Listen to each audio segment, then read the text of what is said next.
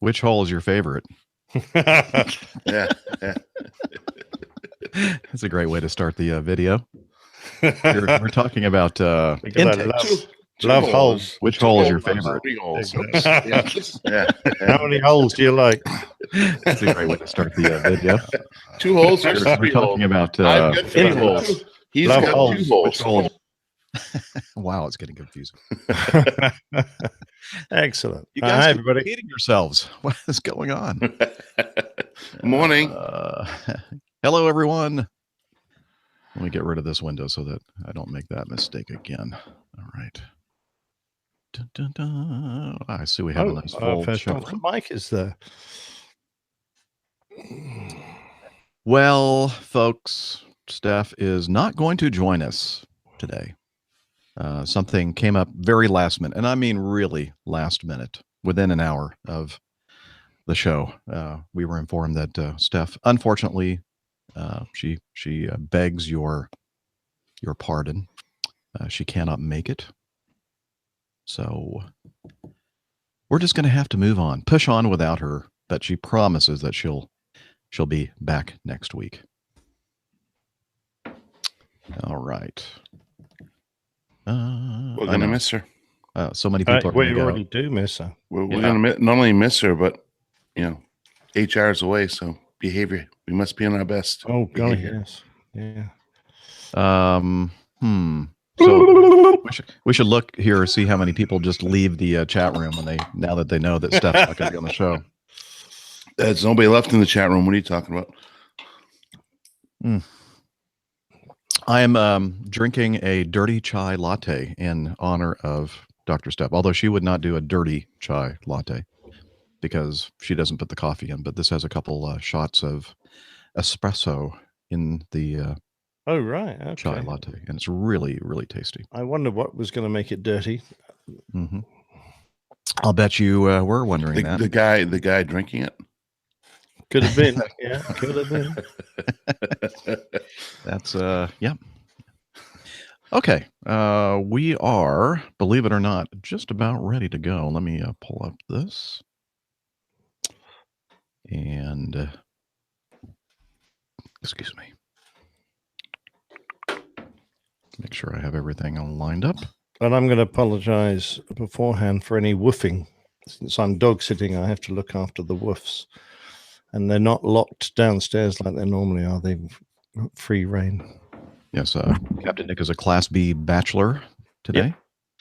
And I'm kind of a Class B minus bachelor because I do have one of my offspring somewhere in the house, in the upper story in the north wing. But everybody else is gone. Okay, including Greta, my little doogie. She is at the kennel because I leave on a 4-day trip tomorrow. Okay. Well, I guess we'll talk about the air in a little bit. Okay. It's time. Wow. Let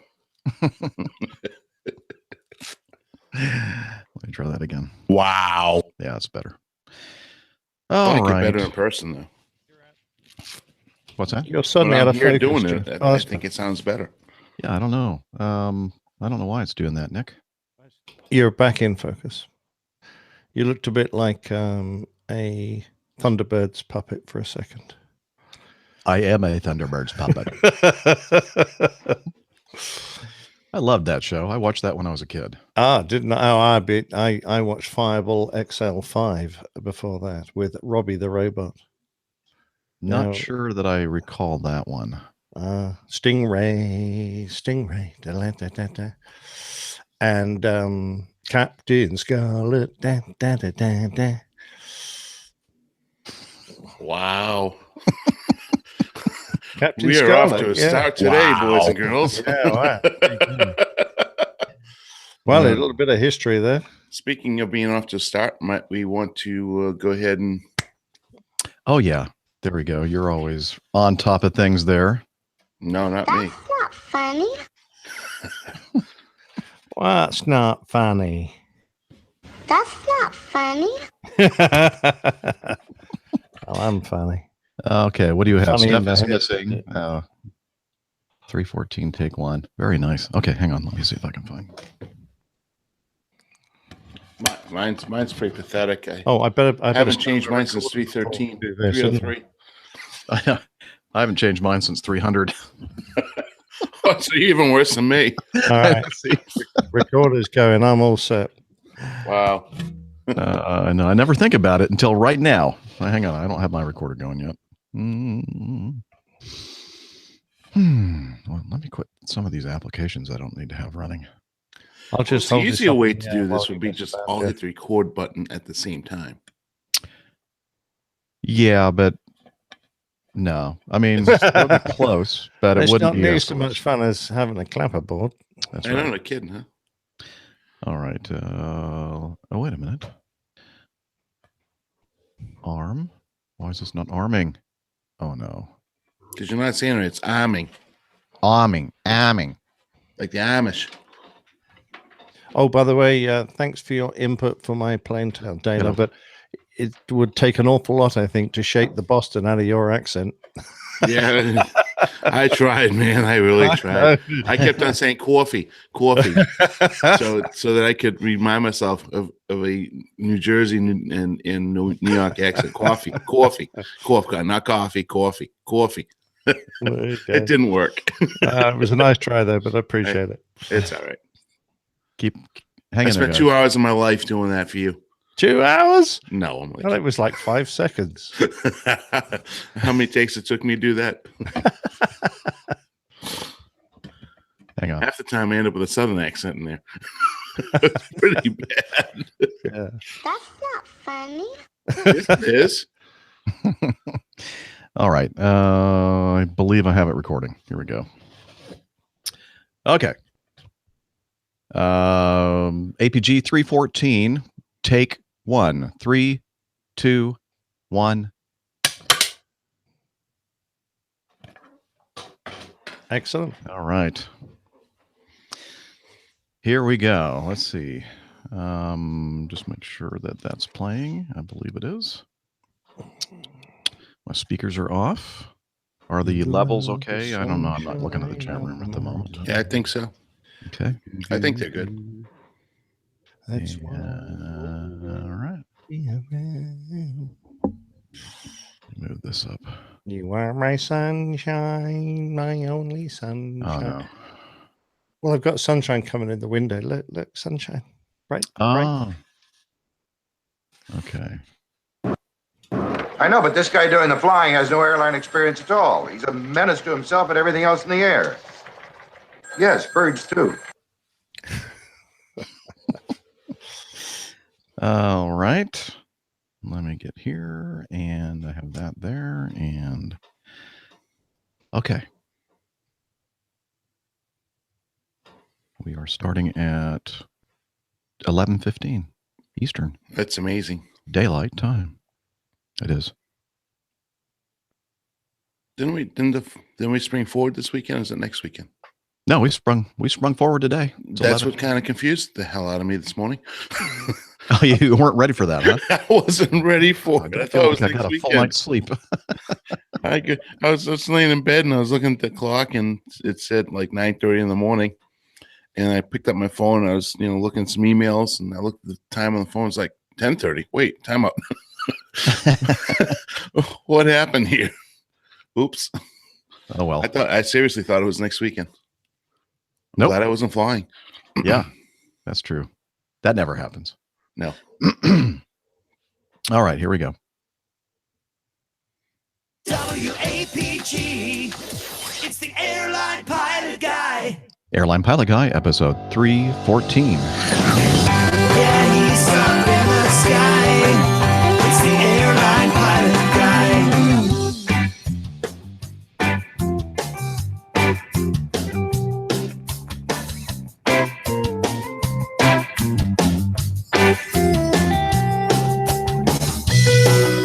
Okay, that was take one. I'd already forgotten where I'm supposed to come in. I'm to get my clapperboard ready. No, we don't do that. Oops. Let me shut that off too. Oh, see, I knew that was going to happen. That's why I did that. Yeah, exactly. Okay. I should rehearse this more with myself. Why is it down to nothing?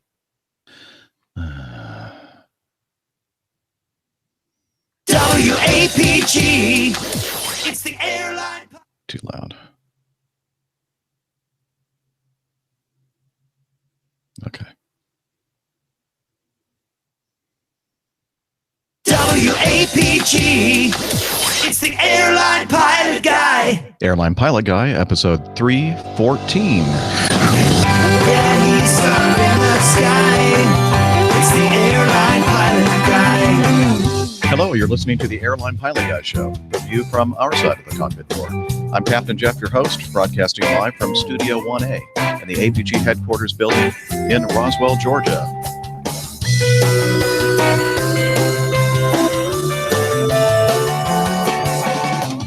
Yeah, he's up in the sky.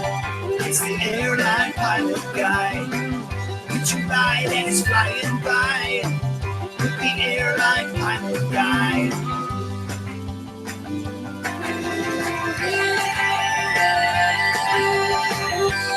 In today's episode, an Antonov A-26 transport crash in Syria, an American Airlines captain arrested in Brazil, a passenger strips naked to, well, more news, your feedback in this week's Plane Tale, the fears of Elizabeth. So get all settled in, tray tables and seat backs in their upright and locked positions. Electronic devices powered on. Flight 314 is ready for pushback. Hello, everyone, and welcome to the Airline Pilot Guy Show. I'm Captain Jeff, a captain and a guy for a major U.S. legacy carrier. And joining me today from across the pond, his English country estate, professional photographer, former RAF, RAAF fighter pilot, current captain for an international airline based in London. It's Captain Nick. Hi there, Jeff, and hi, Steph. Oh, wait a minute, she's not here. Oh, okay, well, I'll forget that. I love the new music. Every time it comes on, I think I'm on the wrong show. Well, I like it too. Not everyone, I can say, does. But They'll get used to it, they'll Jeff. get used to it. And also joining us from his stately southern mansion, wow, in Smyrna, Georgia, barbecue master, bourbon connoisseur, pilot for a major U.S. legacy carrier, skipper of the APG floating party platform, Captain Dana. Well, good morning, Jeff. Good morning, Nick, and good morning, Seth. Oh, yeah, no.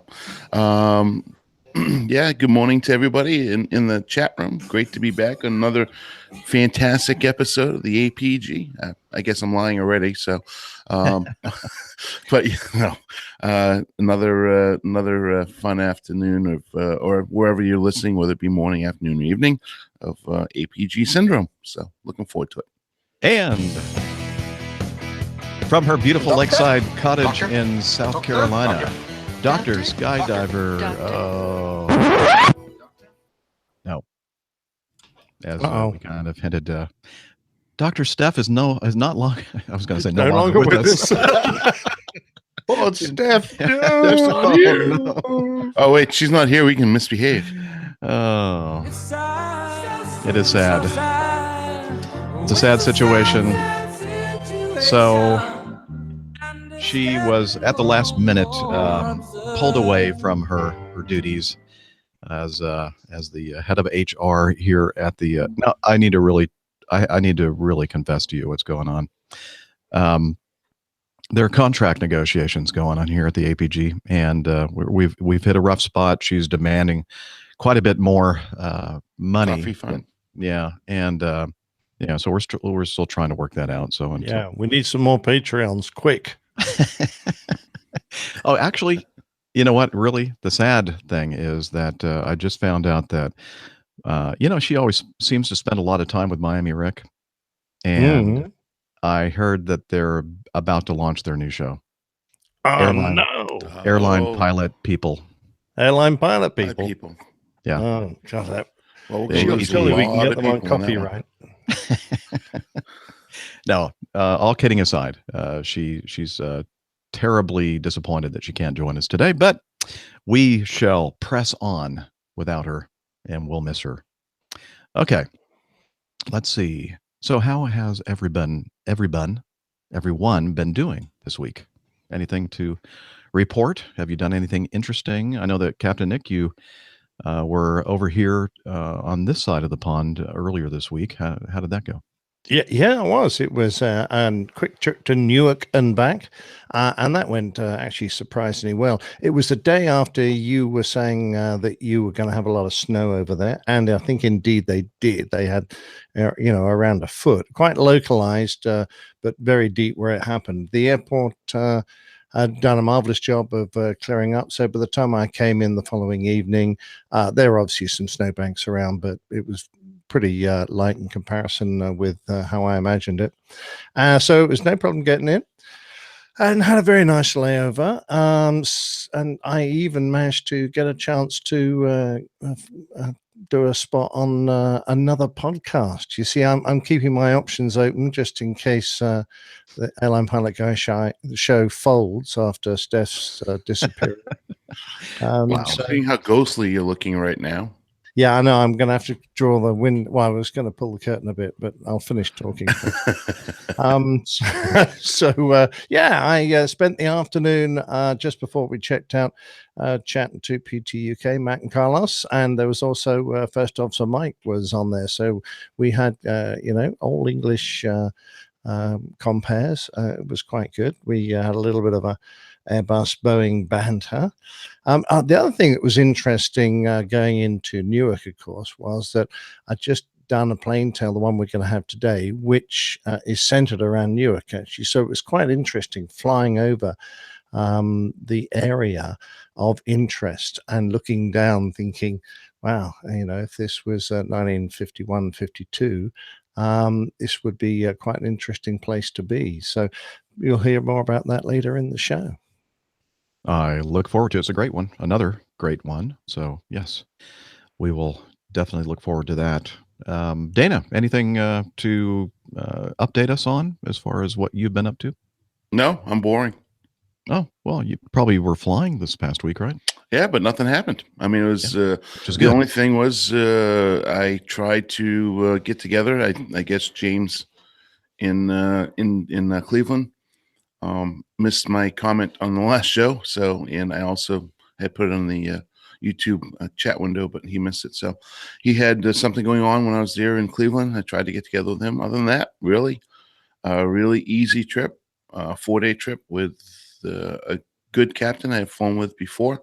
So I'm just kind of getting ready for that upgrade and just starting to study and think like a captain, trying to think like a captain. I don't know. That's pretty hard. Big shoes to fall in there, Jeff, especially a captain like you. No, Yeah. I'm sure your feet are much larger than mine. Yeah. Yeah. My belly is. I don't know about the feet. So I don't know. I think we have a. I'll Girth. yes, Girth. a run for your money regarding the belly. The girth. Well, I'm Yes. working on that, so we'll talk about that a little bit later in the show. Okay. But anyways, yeah, very very easy trip and enjoyable. I enjoyed flying with the captain I had, except for one thing. I was on the northern tier, which is unusual for me. I was up flying through Detroit, and every time we went through Detroit or went to the outstation, we had to be de-iced. So I did more de-icing this last 4-day trip than I've done all year. So that was the one kicker right there. And it's not a big deal when you de-ice in the situation where you have both pilots that are very well experienced. You pull up to the de-ice pad and you're already configured. You already know what you're going to do, what's going to be said, how it's going to happen. So there's really not a whole lot of coordination that needs to be done in the flight deck as much as the coordination with the flight deck and outside. So we nailed it and got it out and got it done and finished the trip on a high note. Even though we left Denver about 40 minutes late, we got to Atlanta on time because of nice winds and short taxi out. So all in all, it was a really, really good trip. Pretty uneventful week. All right. You know, it's so odd. Sometimes I'll go through a winter and have like one, maybe two de-icing events for the total winter season, and then other years it's like your trip that you just returned from, Dana, where you seems like almost every leg you're having to go through the de-icing thing. Yeah, and it can be challenging. I mean, it's slippery taxiways, and of course, you get anybody from a southern airline that is not used to driving in the snow and sleet and the rain and the freezing conditions. They taxi airplanes that way too sometimes, and you look at them and say, "Yeah, you might want to slow down or think about the turn that's coming up because it is slippery out there, and the airplane's not going to handle like it normally does." So, yeah, so I have that to look forward to when I'm taxiing because grew up in the northern tier state, so I didn't grow up. There's no way, not with my accent. I think you have a tad of geographic superiority syndrome going on here. Yeah. I've seen bad drivers everywhere in this country. So well, that's true. That's true. Anyway, we're not going to get into that, but yeah, no one has a monopoly. No, that's for sure. It's interesting you mentioned that, Dana, though, that you're familiar and you get all the procedures out. Our company has just completely rewritten all of their manuals, and they've moved the de-icing procedures to a completely different position in the manuals. And this was the first winter, and I was going, oh Lord, really got to struggle. Not only are they now in a different format on the electronic flight manuals, they're in a different book and a different position. So it actually makes life quite interesting when you want to get to those and find them quickly, and you're scratching your head going, now where the hell did they move those things? Yeah, and despite the fact that you went through training, I'm sure, to re-identify, or be familiar with the procedures, I'm sure you're recurrent training at some point. Because, you're joking. Oh, wow. No, we just got a notice saying all the books have changed. Good luck. Yeah, I think it's even worse now with the electronic flight bags, because it used to be with the paper ones, you can cut I think it's right around in this area. It just seems like it was easier to find things. Yeah, you can break the book open at about the right spot, and then you instantly know whether you need to go forward or backwards, and then you find them. But now you've got to actually go to the index every time. And you have to hope that the index is accurate. It's not always accurate. I'm looking for those little, those little color tabs you could put in there, like a little page. I used to have, it all written out with each tab on it in the books, but now I find exactly what you guys are talking about. I've become far less familiar with where things are unless you use them. And of course, for you, Nick, it's a little less often, I think, than, for Jeff and I, because Jeff and I, like with me, I flew a 4-day trip. I flew the airplane. We were in the airplane 12 legs. You fly a 3-day trip, or 4-day trip, you're probably in the airplane twice. So, or thereabouts. So for us, it becomes kind of more, or that's not what I want to say. It becomes easier for us to know where things are versus if you fly a lot less, then it becomes more of a challenge for you to stay up with where everything is. Yeah, that's exactly right. Familiarity, once you've found it a few times, then it's quite easy to get up to. And you can even bookmark them if you're sensible, electronically bookmark them. But, for us, we use those procedures very rarely. I find that those colored tabs, you can use those with your EFBs. It's just after a while, you can't see the screen. Oh, so you just disappear for a second. Ka-ching. But by the time, we were up to, the fourth time de-icing in the same trip, even though I had the page and all the procedures out, I already had the procedure memorized. I went through a double check the checklist. I had already done everything properly, but as we were taxiing into the pad, everything was done. And then even the holdover time, based on the third time we were de-iced by the same exact type of de-ice fluid, which is type 4 MP4, type 4 MP4 launch in Detroit. I already knew what the holdover time was, 1 hour and 20 minutes. I mean, so, even though I re-referenced it, but see, there is some of the threat we as airline pilots face, especially in an operation like Jeff and I are, you can become complacent. So what I'm saying is I mitigated that by making sure that I referenced the material, but I also did the procedures because I was so familiar with them. Very good, Dana. You identified the threat and you worked toward a procedure to mitigate. Those are the key words: threat and threat mitigation. Yes, love true. it. Very true. You passed your sim with those 2 words. That's right. I can't tell I'm studying. I can. May 5th is coming up real quick. That's when you start the schoolhouse. Yep, that's when my last day of vacation was supposed to be. So yeah, that's when I start the schoolhouse. All right. Well, we can't wait to hear how that goes.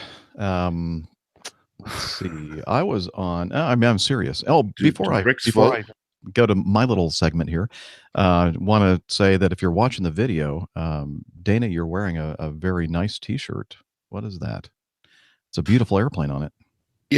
All of a sudden, I talked about it, I think 2 episodes ago now, when I was up there in the Kansas City area and was driving on the tarmac and saw my favorite aircraft in the world, which is the L-1011, which is proudly on my shirt here. I'm part of a Facebook group that also has some old photographs and really has a love affair for the L-10. So then I was on that Facebook group, and then lo and behold, there's the option to buy some T-shirts. So I went ahead and I bought 2 T-shirts. I bought one like this, which is nondescript, and I liked it because it shows the L-1011 in its landing configuration coming in all its beauty. And the other one is a Acme L-1011 on a blue shirt. And I may wear that sometime. I just don't. I'll have to talk to HR about whether I should be wearing that specific logo.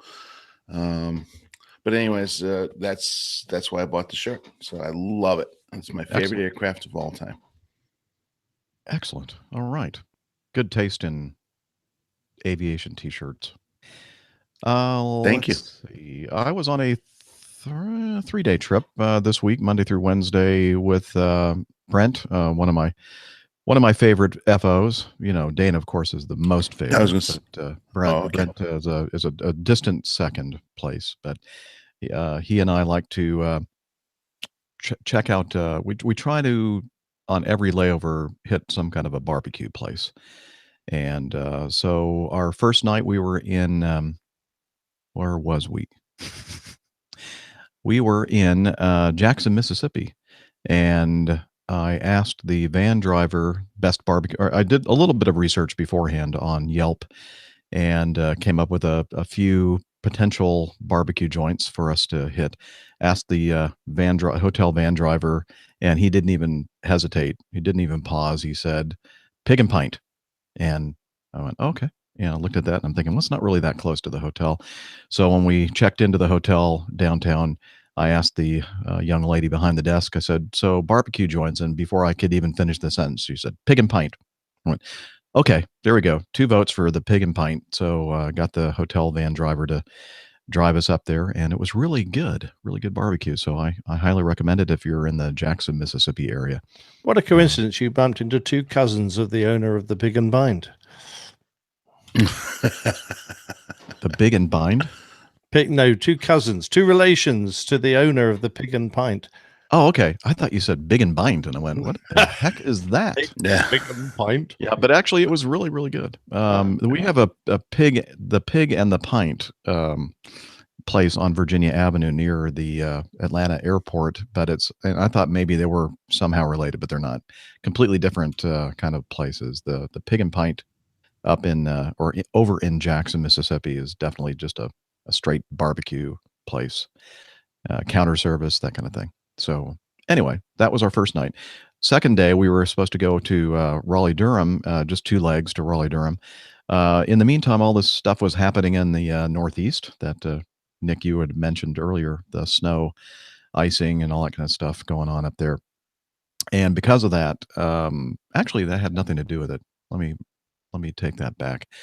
That was going on, but it had nothing to do with the fact that we were rerouted on our second day because the weather system that went through Jackson, Mississippi, during our layover that night was pretty severe, and the inbound flight, the crew that was making up the flight for our flight the next day, the flight attendants, were delayed because they came in, they made a couple of approaches and 2 mists, and they diverted to Memphis, and then they refueled, came back. I guess they did at least one more miss before they finally were able to get the airplane on the ground the second time around. So they were about 3 hours late, and that ended up pushing our departure time the next morning, 2-3 hours later than scheduled. So that messed up our nice, easy 2-leg day to Raleigh Durham. We were supposed to get in a little bit after noon.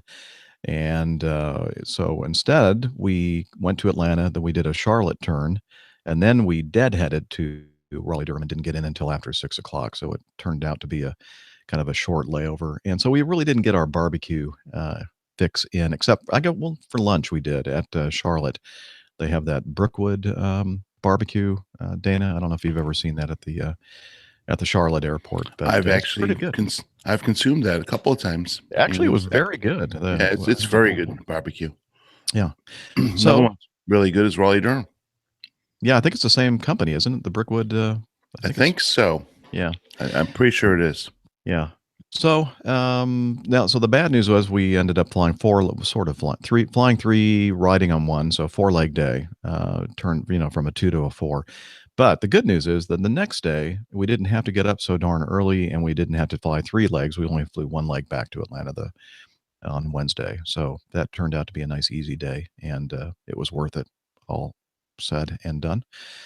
And that's about it. Nothing spectacular happened. It was relatively good weather for us on the trip. Some low ceilings and biz. And actually, the next day in Atlanta, that weather system that moved through Jackson was over Atlanta, and that day was a very soggy day in Atlanta. That Tuesday of last week, but we got to practice and hone our instrument flying skills. So that's that. Let's see. I have some notes here. Somebody named Malcolm put this on Slack. And if you're not a member of Slack, you should be, because that's where you can find out about meetups and such. And Malcolm writes, "Hello, APGers of London. I hope this is a good way to say hello. I'll be spending a day in London on my way back from Europe on Sunday, March 18th. Sorry for the short notice, but if anyone around London would like to get together for a brief meetup that day, shoot me a message." And again, that's Malcolm. You'll see that posting in Slack. And while I'm thinking about it, why don't I pull up my Slack app on my machine here and go through, and I see a few items listed under meetups and events. In fact, Adam Spink, our ATC specialist in London, put something in here that it might be of interest to some of you over in the UK. Let me play this while I do that. Okay, go back to Slack. There's a special screening of the film The Dam Busters at the Royal Albert Hall in London. Let me turn that music down so you can hear me. There we go.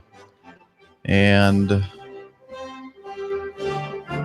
let's see, with a talk beforehand by historian Dan Snow and live music from the Glenn Miller Band. Wow. I didn't know that Glenn Miller had a band and everything. Wow. Oh, yeah. He must smell a bit by now. I actually have a few spare tickets to this if anyone wants to go. I would imagine they are shortly to sell out. And so he has some information there, a link to the Royal Albert Hall and the tickets. Now, it's a great spot, the Royal Albert Hall. It's a fantastic venue. All right. So that's the Dam Busters March. Hope you enjoyed that. I know I did. Let's see. And continuing on with some more items in Slack, the Royal Aeronautical Society. There is somebody distinguished that we know was a speaker at the Royal Aeronautical Society not too long ago. Trying to recall who that was. I don't know, but whoever it is going to do another one, apparently. Are you? Yeah, in November. And these are branch meetings. They're different to the big headquarters in London, but Uh-huh. because each the Royal Aeronautical Society has branches all over the country and indeed all over the world. And each branch organise their own guest speakers. But I've got another spot this time at the Loughborough branch in November. What are you going to speak on? Same again, same talk. Okay. So, Nice. Hopefully, I'll get it right this time. Now, if you hadn't watched/listened to that, you need to. And we have that. Not only for I think the patrons, the Patreon patrons got early access to it, but I believe we did release that to the general public. And I'll try to remember to put a link to that in this episode's show notes so you can listen/watch Captain Nick in all his glory, well, so to speak. Very entertaining, very interesting talk. But let's see. Adam mentioned Squadron Leader Mike Ling from the RAF will discuss his background in the Royal Air Force, a brief history of the Red Arrows, as well as team constitution and pilot selection. Mike will also cover the Red Arrows Hawk TMK-1 and flying the Red Arrows display, culminating with his highs and lows of his 9 seasons on the team. That should be interesting. And that will be at some point here in the future. I don't see exactly, but there's a link there. Again, head over to Slack. And the other thing we were mentioning here was the Big Green Egg Mountain Egg Fest in North Georgia. And that will be in May, I believe May 18th and 19th. And I believe, let's see, who was this? It was asking about that. Wayne Barter in Slack was asking if, is there any news on that and whether some of the APG crew and community were going to be attending that. And it's on my calendar, so we penciled it in. I'm not sure yet who all will be able to make that, but I hope to. So Mike K in Northern California said, how about meeting up to attend the California Capitol Air Show in late September? Let's see. Brian Huey wants to have a meetup at the Offutt Air Show in Nebraska, I believe. So anyway, that's the kind of thing that you will see in the Slack group. So Hillel, at the end of our show, will tell you how you can join the Slack group and be apprised of what's going on in the APG community. Now, while I was doing all that, I was trying not to be distracted by this internal communication going on. Dana is trying to indicate something. What's going on, Dana? Yeah, just got a call from crew scheduling for some overtime flying. Oh, very nice. So I can hardly not go do that. However, if James, you're listening, I'm heading your way. Up to Cleveland, huh? Cleveland. I'll be there at about 4:30 this afternoon, and one leg out, one leg to Detroit tomorrow morning. Deadhead back to Atlanta, and that's let's see, 2 hours and 58 minutes worth of block for 7 hours and 32 minutes worth of credit. I could hardly turn that down. So that is a 2-day green slip, which so what that means, ladies and gentlemen, is that Dana, for that little teensy bit of flying he's going to be doing, he's going to get paid 21 hours worth of pay. I wish it was green. It's white. Oh, okay. I thought you okay. When you said overtime, I was thinking green, but still 10 No, extra. I said extra time. Oh, extra. Okay. Yeah, you did. I misinterpreted. That's okay. But it's a poor man's green slip for sure, because I'm working 3 hours and getting paid for 10.5. Oh yeah, that's definitely that's a good one. That's a very good one. The only bad thing is I have to do in at 1:37. So if I leave here, I can be on for another 40 minutes or so before I can have to hop down, take a quick shower. So I'll be around for a little while longer. Yeah, don't push it. We don't want you to be late. I won't be late. And now we can do the in the parking lot. Remember that? That's true. So as long as I'm in the parking lot with a few minutes to spare, I'm good. So we're good. Excellent. And usually these last minute things, they're not too upset if you're a few minutes late, right? Yeah, it's still an open time for the captain, Jeff. Don't think I'll be able to do that since I leave early tomorrow morning for a 4-day. Darn it. I just dropped that like, Jeff. Yeah. Oh, well. Okay. I wish So, I could. Wish I continue. could. That would be fun. All right. So let's see. Going back here to my notes. And the other thing I wanted to mention is Carlene Pettit is a aviation author, and she's also a professional commercial airline pilot for Acme. She sent something via Twitter, received a direct message from her. She says, Captain Jeff, I'm working on my PhD and need your help.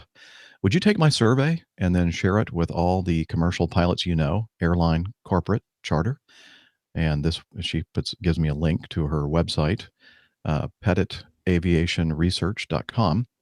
It's an anonymous survey and will take 10 to 15 minutes of your time. Thank you. And that was, again, Carlene Pettit. And we'll put a link to that in the show notes. And but if you want to head over there, if you meet the qualifications, I think you have to be at least 18 years old, and that makes sense because you got to be really an airline corporate or charter pilot. I guess you could be younger, but most of us are more than 18 years old. And so if you fit that category, please take the time to fill out some of the that survey for Carlene and her doctoral thesis. I've done that. It didn't take too long. It was well written. I've had similar comments from quite a few professional pilots who have done it, who say, look, it seems to be aimed at in just the right direction to present a case perhaps for flying fatigue. So I think the onus is on us to try and support this lady, and it killed two birds with one stone, hopefully. Yep. All right. Let's see. And the other thing is that I believe it was the last episode that we were talking about changes in true airspeed at cruising altitude. And I think that I said in the video 20 knots or 5%. And in the audio, I actually changed it to the correct answer, which is 10 knots. But the video, though, it's still the wrong answer. So if you're watching video only, the AIM, the Aeronautical Information Manual 5.3.3 says that if you change your average true airspeed at cruise, if it varies by 5% or 10 knots, whichever is greater from what you filed, then you are required to let air traffic control know. So just wanted to make sure, trying to get that, bump us up against or above that 50% accuracy. Impossible. I know. Well, I'm trying. So, hey, if you listen to the video only, then you're thinking, they fell below again. But if you listen to the audio, they went, spot on. Man, that Captain Jeff's a smart guy. Yeah, he nailed it again. Okay. And with that, anything else before we move on to the coffee fund? No, I put out a crew log, though. I was recounting an old story that we were Glad you mentioned that. Yeah. No. Go ahead. We were discussing, I was listening to someone discuss keeping yourself out of the headlines, because in our job, how damaging it can be. And I know you mentioned it on a previous show, Jeff, as well. And this was my story of how I accidentally got myself in the headlines. Yeah. So if you're at all, if that piques your interest at all, please consider joining the Coffee Fund, where you can hear these wonderful crew logs, and they're becoming more and more numerous as time goes on. And this last one from Captain Nick is definitely worth joining the Coffee Fund cadre to hear. Yeah, I was lucky to survive, considering how junior a captain I was, quite honestly. Oh, that's awesome. All right. Well, without further ado. Johnny, how much more coffee? No thanks. I love coffee. I love tea. I love the APG community. Coffee and tea and the Java and me. A cup. Okay, the Coffee Fund is your way to support the show financially, if you have the financial resources to do so.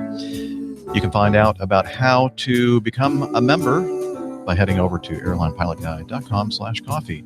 And since the last episode, Coffee Fund Classic Method, Reno Morey and Jeff Moeller. And the Patreon method. You can become a patron at Patreon. We have a few new patrons that have joined the show, or the Coffee Fund Cadre. And they are Andrew Neal, Steve King, and Nikki. Hope I'm pronouncing that right. Either Nikki or Niki, Niki. They've all become producers of the show by joining the patrons at Patreon. Again, more information about how to become part of the Coffee Fund by heading over to airlinepilotguy.com/coffee.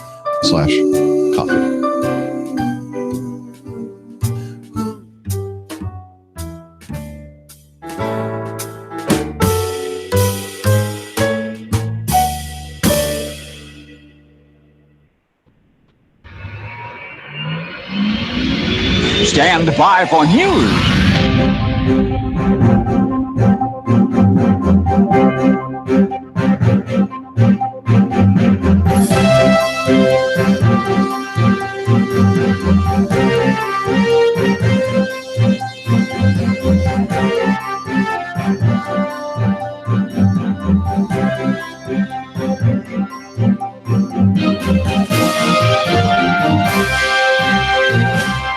All right, the first item in our news folder, a Jetstar flight is forced to turn around after a airline crew, I think they're talking about ground crew, forgets clipboard in plane engine. A flight traveling from Auckland, New Zealand to Sydney, Australia, was forced to turn around because a ground crew member forgot to remove his clipboard from the plane's right engine. The ground worker was conducting a pre-flight check on the Jetstar Airbus A320 when he placed his clipboard in the plane's engine covering to protect his papers from the rain and wind. Hey, that's a good place to put them. And then forgot to retrieve them. A new report from the Australian Transport Safety Bureau that investigated the October, I guess, of last year incident explains the worker was preparing the aircraft for service and loading containers when he placed his clipboard in the engine.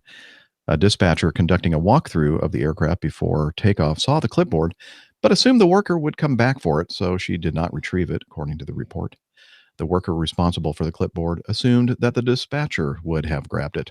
Neither, however, removed the item from the engine before the plane left the stand. The clipboard clip posed a significant threat to aircraft safety, and the foreign object left minor damage to the plane's fan blade and attrition liner. And the article continues. The plane was taxiing down the runway. No, I'm sure it was taxiing down the taxiway. There is a difference, ladies and gentlemen. Runways and taxiways serve two different purposes. Anyway, when ground crew members noticed scraps of paper littering the ground and alerted the flight crew about the metal clipboard clip stuck in the plane engine, the captain made the decision to turn the flight around for the safety of the passengers. And his too. Anyway, so how much do you think that would have cost to have that engine out and repair it and put it all back together again? Probably nothing. A couple $100. Yeah. Yeah. Not expensive at all. No. So No.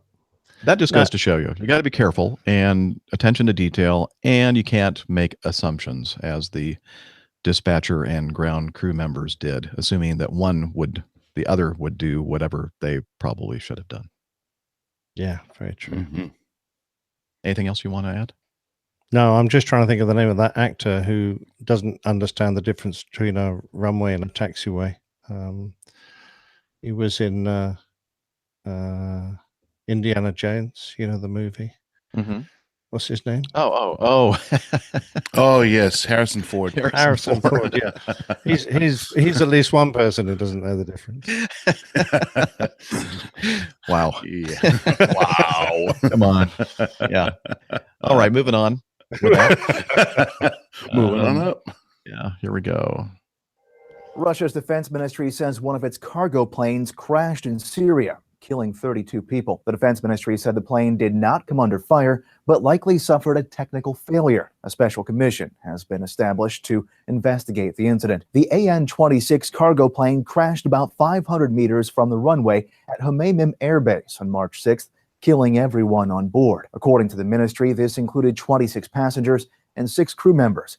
Hmeimim, located near the coastal city of Latakia, is Russia's main base for carrying out airstrikes in Syria in support of President Bashar al-Assad. So reports say that again that the Russian military was saying that the airplane was not shot down, but some kind of a technical problem brought the airplane down short of the runway, about 1,600 feet short. So it's interesting that into a lot of these airfields where there is a threat, the military will usually do some form of tactical approach, often with lights out, often very steep, often using NVGs. So that I don't know if that was the case with this. It's just that generally speaking, there is a much higher risk for just what would be a normal landing when you're landing into an airfield that might come under fire. So it wouldn't surprise me if that was a factor. Yep, that's all the information we have on that right now, and I'm not sure we're going to get much more, to be honest, because it's a military operation. It's they're going to tell us about as much about that as they are about that bloke they gassed with sarin here in the UK, I'm sure. There was another, I didn't include it in the copy that we're looking at here, but there was another reference to an incident of a Russian fighter getting shot down by a missile, and the Russian pilot blew himself up with a grenade to keep from being.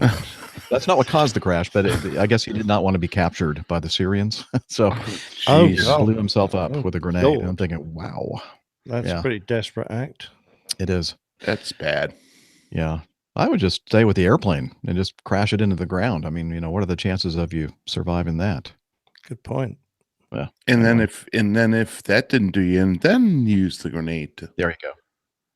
During the first Gulf War, our pilots were given a waistband, a strip of gold sovereigns to use to negotiate their freedom.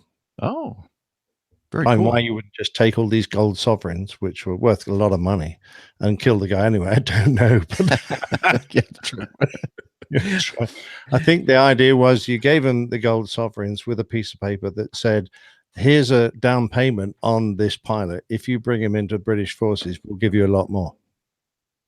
Yeah, but they'd probably more likely than not just go ahead and kill the guy and take the gold. Yeah. I guess they wouldn't worry about trying to get the extra payments. Not always a great idea to rely on the what's the phrase? The generosity, the kindness of strangers. Yeah. They're not all good Samaritans. No, especially in that area of the world with all the fighting and everything else. Yeah. Well, speaking of fighting, here's an interesting one. An American Airlines pilot has been arrested in Brazil, accused of assaulting a colleague minutes before a flight from Sao Paulo to Miami was due to take off in the early hours of Thursday morning. The flight, which was immediately canceled, leaving passengers stranded, was scheduled to depart at 1 a.m. from Sao Paulo International Airport in Guarulhos. Is that the way you say that? The pilot, who has not been named, is alleged to have pushed an operations agent and grabbed her around her neck following a disagreement over the alignment of the finger, a tunnel used by passengers that connects the terminal to the plane. So are they talking about a jetway here, I guess? Yeah. I've never heard of that referred to as a finger. Yeah, I've heard that before. Okay. An American Airlines pilot was arrested. We already talked about that. The 59-year-old captain, I'm 59, who is believed to now we know who it was. It wasn't me, though. I am American, and I am a pilot, and I am 59, but yeah, I've never been to Brazil. Case closed. Anyway, he's been working for the airline for 32 years, had his passport withheld by police, and has been charged under Brazil's Penal Code, Article 129, with, quote, offending the bodily integrity or health of another. If found guilty, the aviator could face a prison sentence of between 3 months to 1 year. Passengers reacted angrily to the delay, Yes, I can imagine that their flight being canceled because of a hothead, allegedly. American Airlines said travelers have been put up in hotels, given meal vouchers as the airline tries to rearrange and accommodate them on other flights throughout the day. According to federal police, just before passengers boarded the jet, the co-pilot on flight 930 went to adjust the alignment of the tunnel entrance when the pilot apparently intervened to say the fixture was in the wrong position. The operations agent, aged 41, whose name has not been released, and who has worked for American Airlines for 14 years, allegedly responded that the connection was correctly aligned. Eyewitnesses reported that the pilot went to speak to the airline worker, who inadvertently stepped on his foot. That was in quotes, by the way, inadvertently. The captain allegedly said to the agent, "Don't touch me," to which the employee reportedly responded that she had not touched him. Witnesses claim that the pilot then pushed the victim and grabbed her by the neck. An aircraft maintenance worker who was on the scene at the time saw the altercation and intervened. So it goes on to describe the whole altercation here. But first of all, I have a question, and it might be because it's just poorly reported here. But do you, Captain Nick, get any training or have any kind of authority or whatever to actually drive or readjust the finger or the jetway to the airplane? No. I know that we don't. No, I mean, I have a vague idea how it works, but I'd never dream of trying to take the controls and move it myself, because you're much more likely to dink the airplane than someone who is trained and has done it frequently. The most I might do is, if I'm a bit concerned, say, because on our Airbus, for example, the angle of attack vanes are pretty close to the L1 area. So when you get a doorway being attached there, or a finger being attached there, you're sometimes a bit worried that the edge of it will brush those veins and could damage them. So what I would do is ask the person who attached it to move it to the correct position if I was worried. But to a certain extent, you have to rely on their expertise. If they've done it for 14 years and know how to do it properly, you just have to go, okay, well, if that's where it's supposed to be, that's where it's supposed to be. Yeah. Now, if you have some concern, maybe there's like a big gap, or maybe half the door is blocked by part of the finger or jetway, then you might express that this is not correctly aligned, and would you please readjust it? And then that's probably what happened here. And apparently, the ground worker took umbrage to the complaint by the pilots, and the little scuffle ensued. Apparently. Well, I actually used to operate the jetways when I was gate agent, so it can be challenging to do it properly. And obviously, with my previous training on it, I look at it and with a little bit different eye than a typical pilot would, because I used to pull them up. The aircraft we fly, the Mad Dog, we get the strake, which is very close to the forward strake, which is very close to the L1 door. And with our aircraft, it doesn't go flush like it does on the Airbus. Like on your aircraft, Nick, the jetway comes flush with the door jamb. Ours usually has anywhere from a 1 to 2 inch to a 4 or 5 inch step down, because it can't come flush because the way the door is and the angle of the jetway. So there are a lot of situations in which you look at the jetway and say, hey, yeah, that doesn't look so good, not so right. So, both you guys are right. You just be diplomatic about it, call the gate agent who is properly trained, and go ahead and get it adjusted. This, I think, is an extreme circumstance. I think there was some other things in play here, maybe. Yeah, I think so. Oh, I have a question for you, Dana, regarding driving the jetway. Mm-hmm. Did, in your training, and I'm sure you did receive training on how to do this, did anybody mention there's like a little indicator that shows the jetway wheels and like a little pointer? Did anybody ever say, hey, if you just look at this indicator, you can see where your wheels are, and you can basically drive the jetway to the door, with this indicator giving you good information? The reason why I ask is because I see so many times gate agents struggling to drive the jetway into position, and I'm watching the wheels on the ground, and they're just like going around in circles, and the person driving the jetway never seems to look down at the indicator to see where the wheels are and where they're pointed. Well, the very long answer to that question is the short answer to that question is yes. When I was trained, this is going back a very long time ago. The answer is we were trained to look down at the indicator to figure out where the jetway was going. A lot of times when you're looking at the agents that are doing that without looking are usually looking with experienced eyes. In other words, understanding what the whole picture is, kind of like what we do. We have a scan, and you may see them looking out because they're worried about hitting the aircraft, but they also in their scan are looking at that indicator. So, but it comes down to, do you always look at your speedometer? You don't. You're driving along. So people may or may not look at it all the time. It's there, and these new, more modern jetways have much better indicators than what I was dealing with, which is basically a gyro indicator. The most jetways I see are digital, but then again, the jetways can be very temperamental.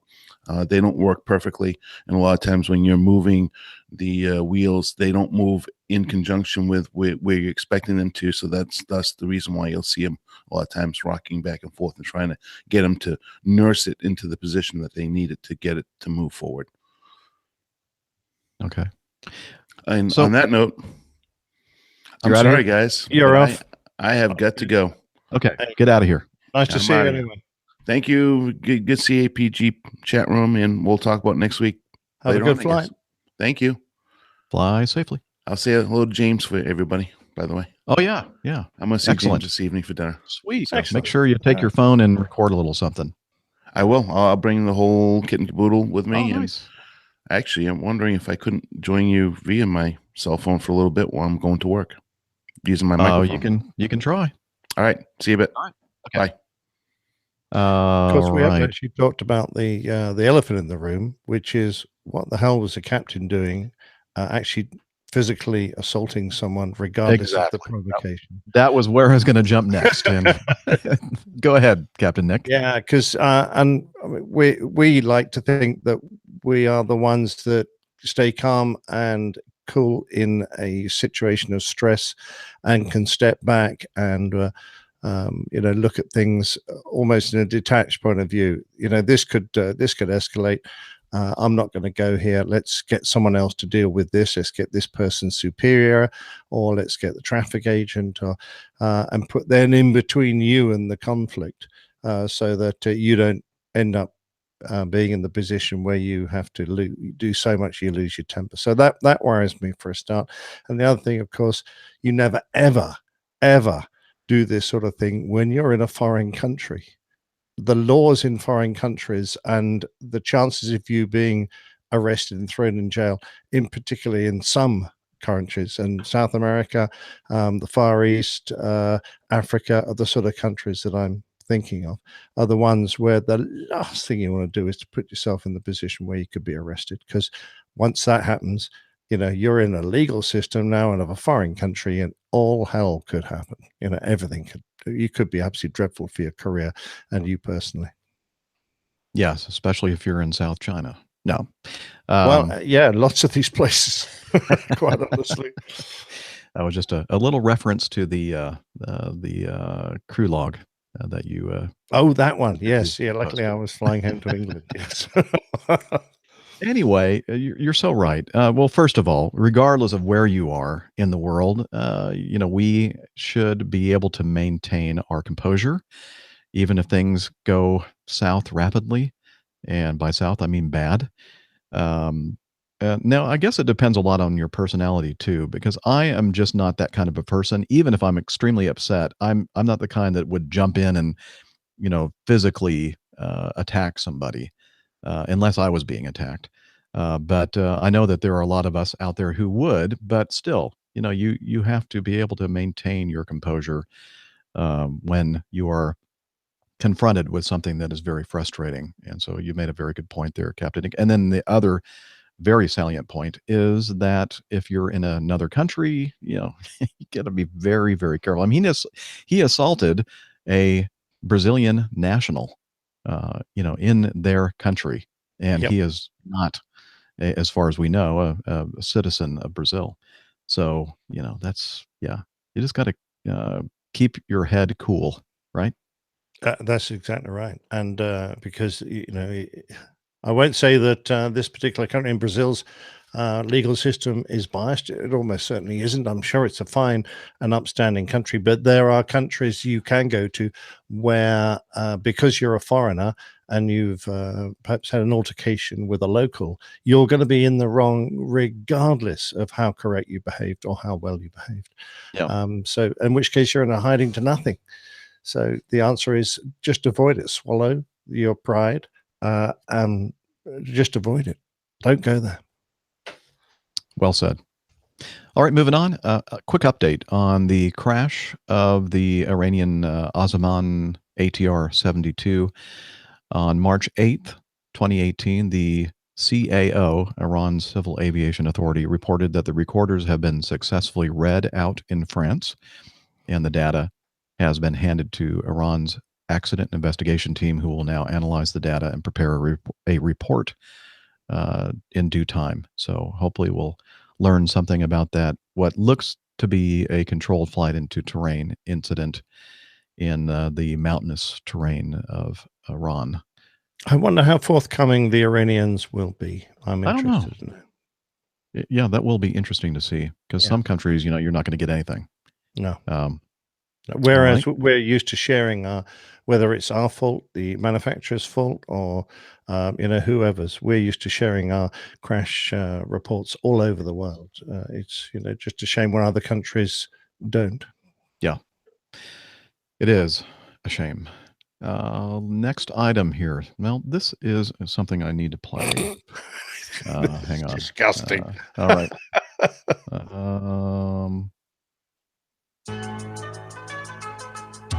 Yes, the Bad Boys theme. I guess I could have played that for the American Airlines pilot as well.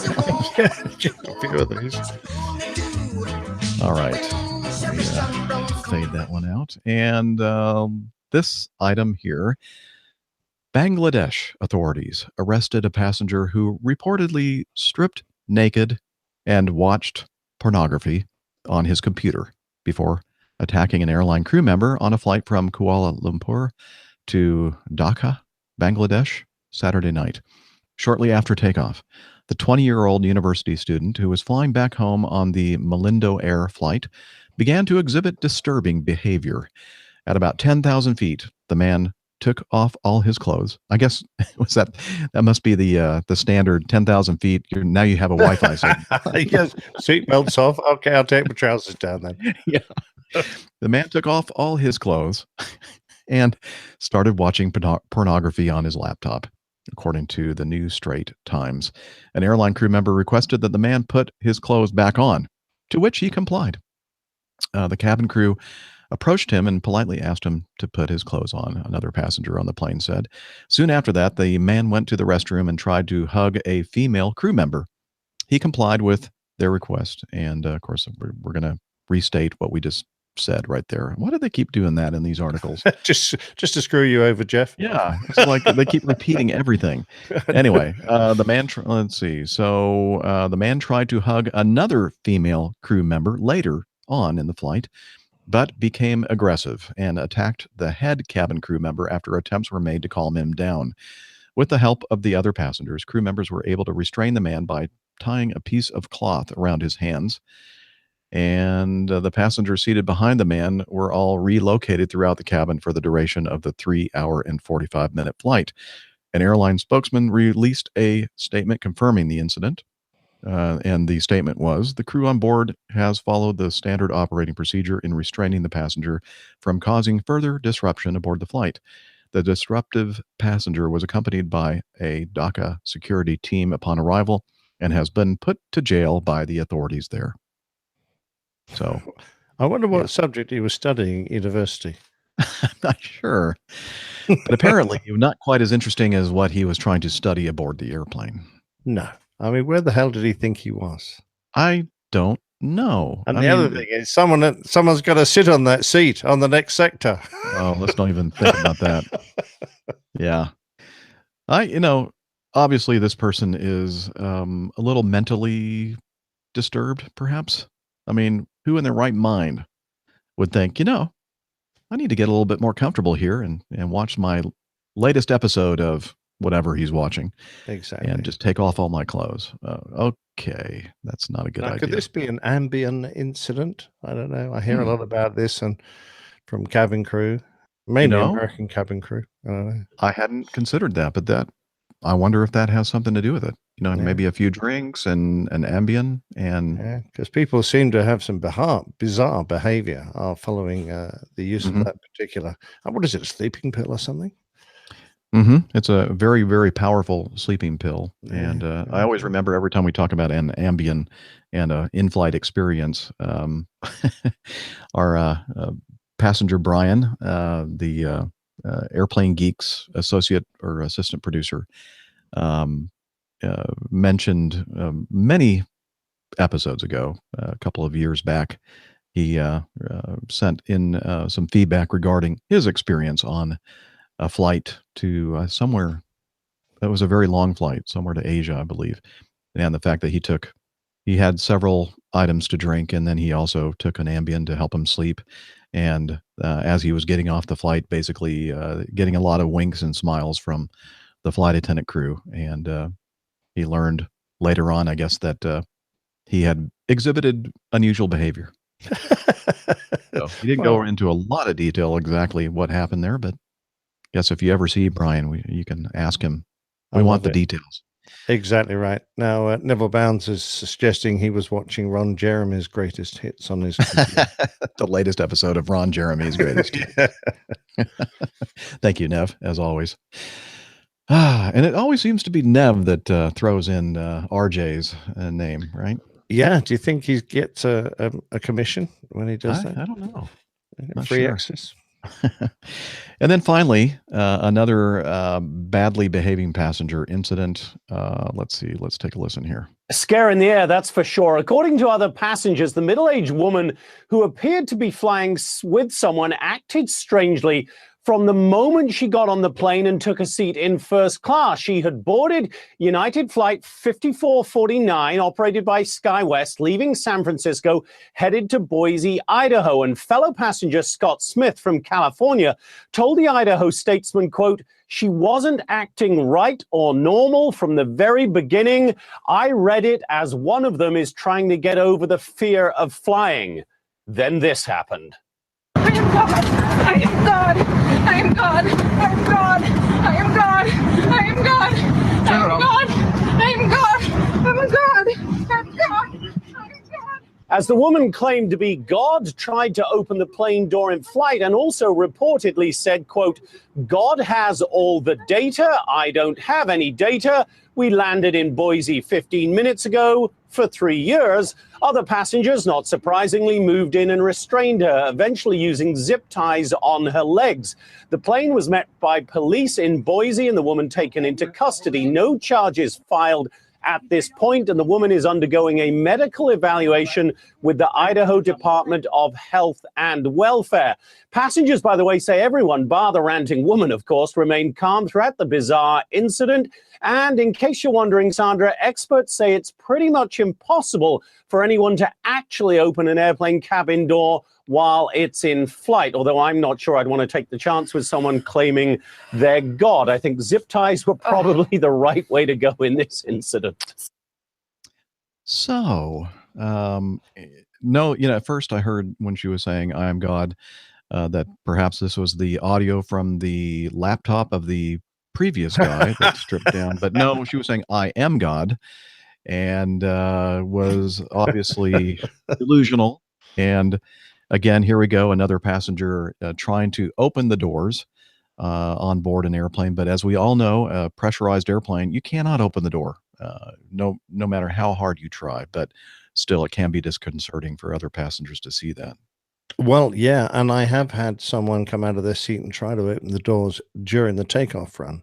And that is a time when, of course, the aircraft is not pressurized. And your it airplane. would be, and it would be possible to open the doors. So luckily, she was restrained by the cabin crew who sit by the doors. So, but that could have been very nasty if she'd succeeded at that moment in flight. So I think anyone who's got funny ideas about that, they've got to be tackled. What happens if she was God, though, Jeff? I don't know, but according to the Boise Police Department spokesperson, the woman is currently in the custody of the Idaho Department of Health and Welfare. Oh, well, there you go. Perhaps she's not then. Yeah. Yeah. So and I thought that was a pretty good piece of reporting there. They actually did mention the fact that, you really can't open the door. And the interesting thing is, you have told us that before, Captain Nick, that you guys don't pressure, you don't have the air conditioning packs activated when you're taking off. No, we don't. No. Yeah. So we, in the airplane that I fly, it's a normal procedure for us to have the air conditioning packs on in almost every case, unless we need the extra performance. And the only case on the Mad Dog at Acme that we ever really turn off the packs for takeoff is in the summertime, and it's hot on a short runway like LaGuardia, where you need that extra performance to get off the runway. But most of that, I said 99% of the time or more, we always have the packs on. So we do have a low level of pressure differential in the cabin as we're rolling down the runway. So. Yeah, that would obviously make things harder to get the doors open. I don't know why we do it with the packs off. We have been through the iteration of packs on, packs off a few times during my career, and the engineers and Airbus sometimes seem to think it's a good idea, and then you get a fault with the system now because you're generally activating systems perhaps more often than they would normally. Other airlines do different SOPs as well, so I don't know. It's just a thing that Acme Red does. Variety is the spice of life. Yes, why not? Yeah. All right. And now, time for the best part of the show, which is all of your great feedback.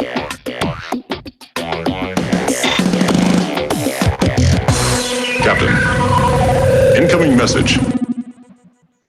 All righty. Now we're down to 2. We didn't even start with 4 today. We started with 3.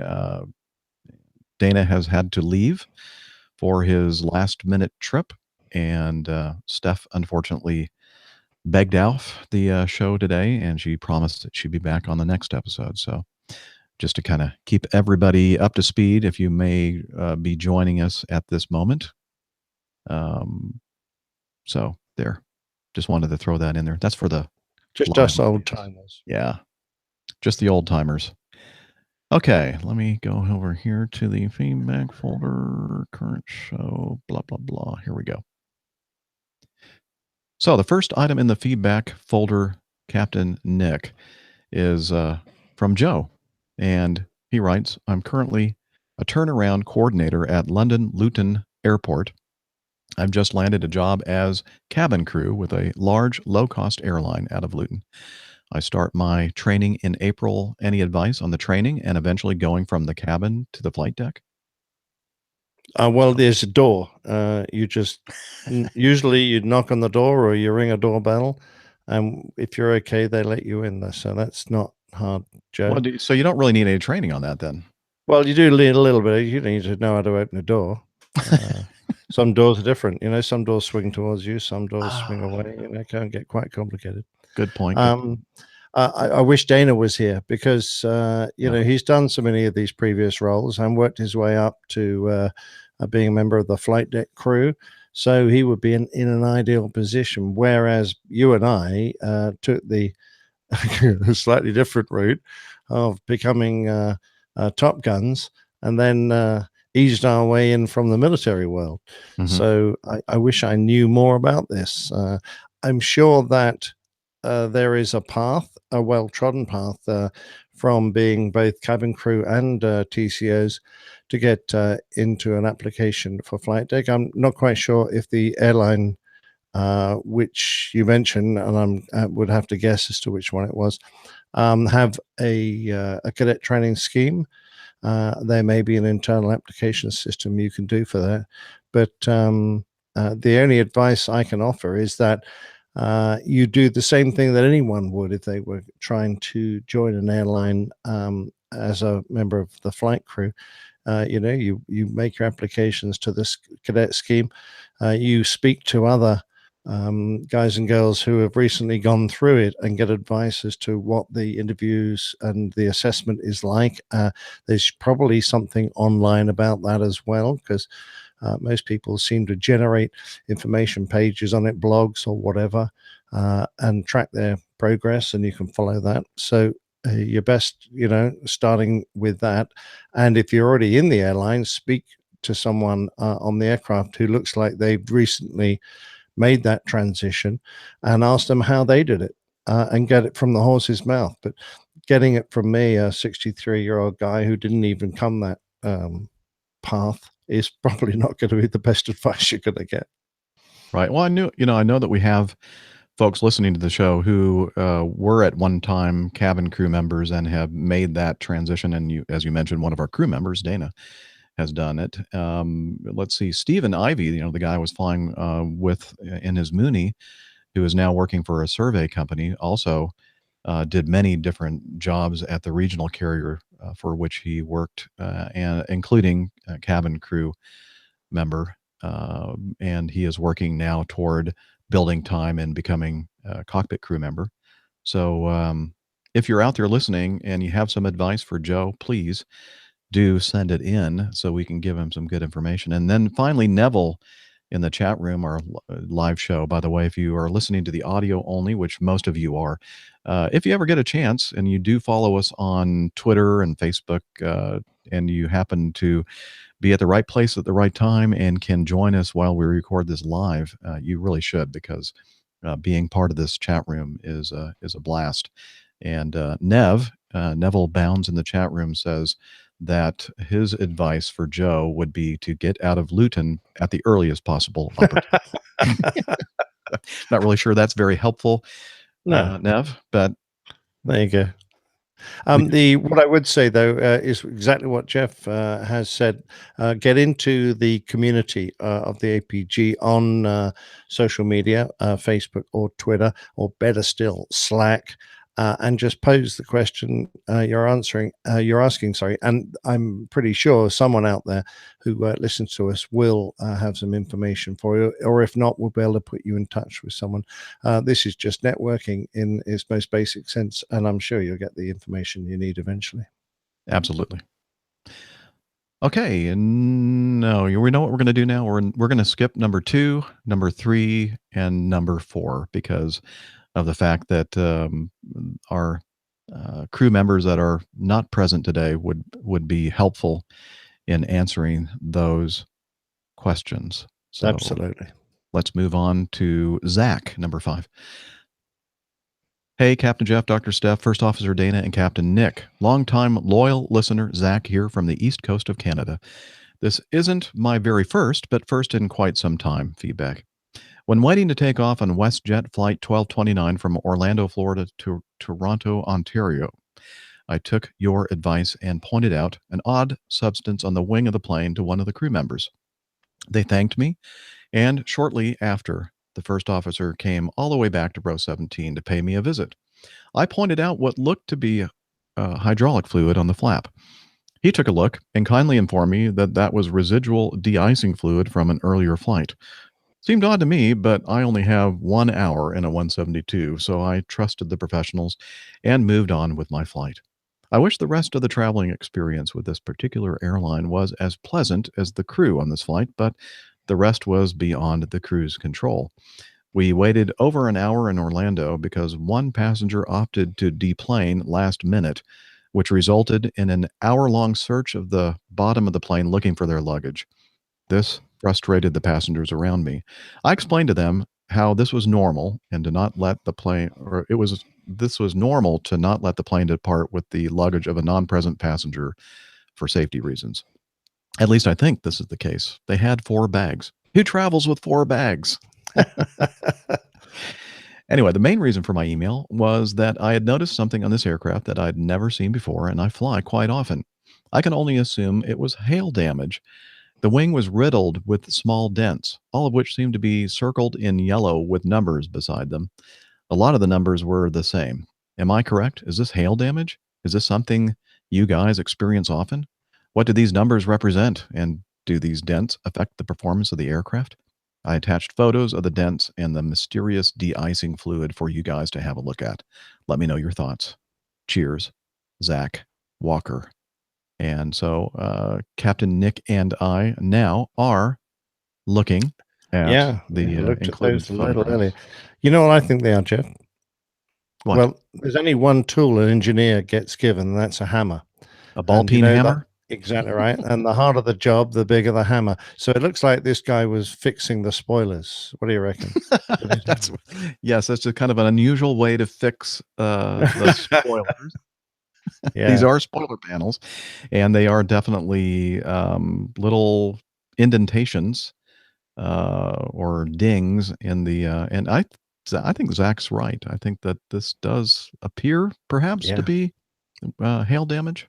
It could well be. And just thinking about it, if he were at the spoilers up when he was going through a bit of a hailstorm, they would strike just the spoiler panels and not the wing in front of it, which is why I think he was probably going or trying to get out of a bit of a hailstorm there with his spoilers up, or perhaps rolling the airplane, one or the other, to turn out of it. And that's where all these dings came from. And I think you're quite right. That's exactly what it is, because they've been circled and numbered. They've been examined by the engineers.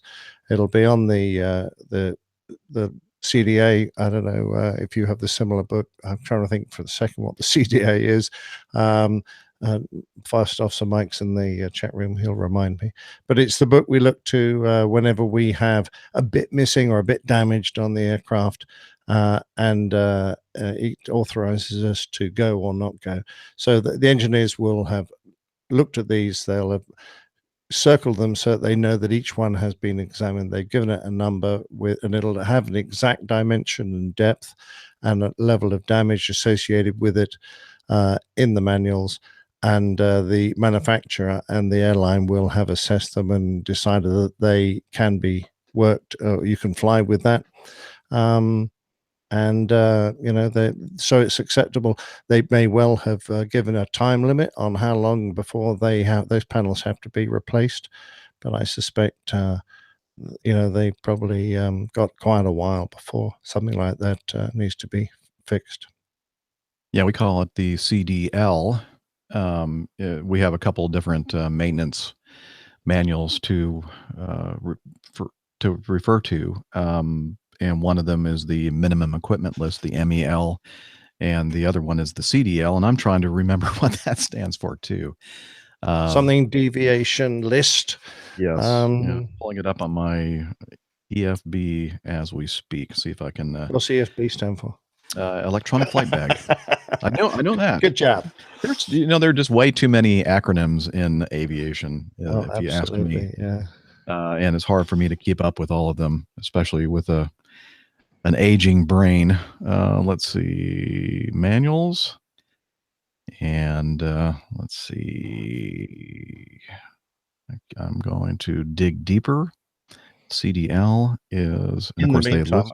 While you're doing that, I'll talk about this fluid, which I can see on the second picture, which to me looks like a splash of dirty water. So that I would say that's it doesn't even look colored enough to be de-icing fluid, and it doesn't look gelatinous enough. It looks like it's just dribbles of dirty water, but and it doesn't look very highly colored, because that's the usual thing. If you've got hydraulic fluid, it's quite usually bright colors. So it is the green. Yeah, it's usually green, sometimes more clear. This, as you said, Mike Spencer. Excuse me?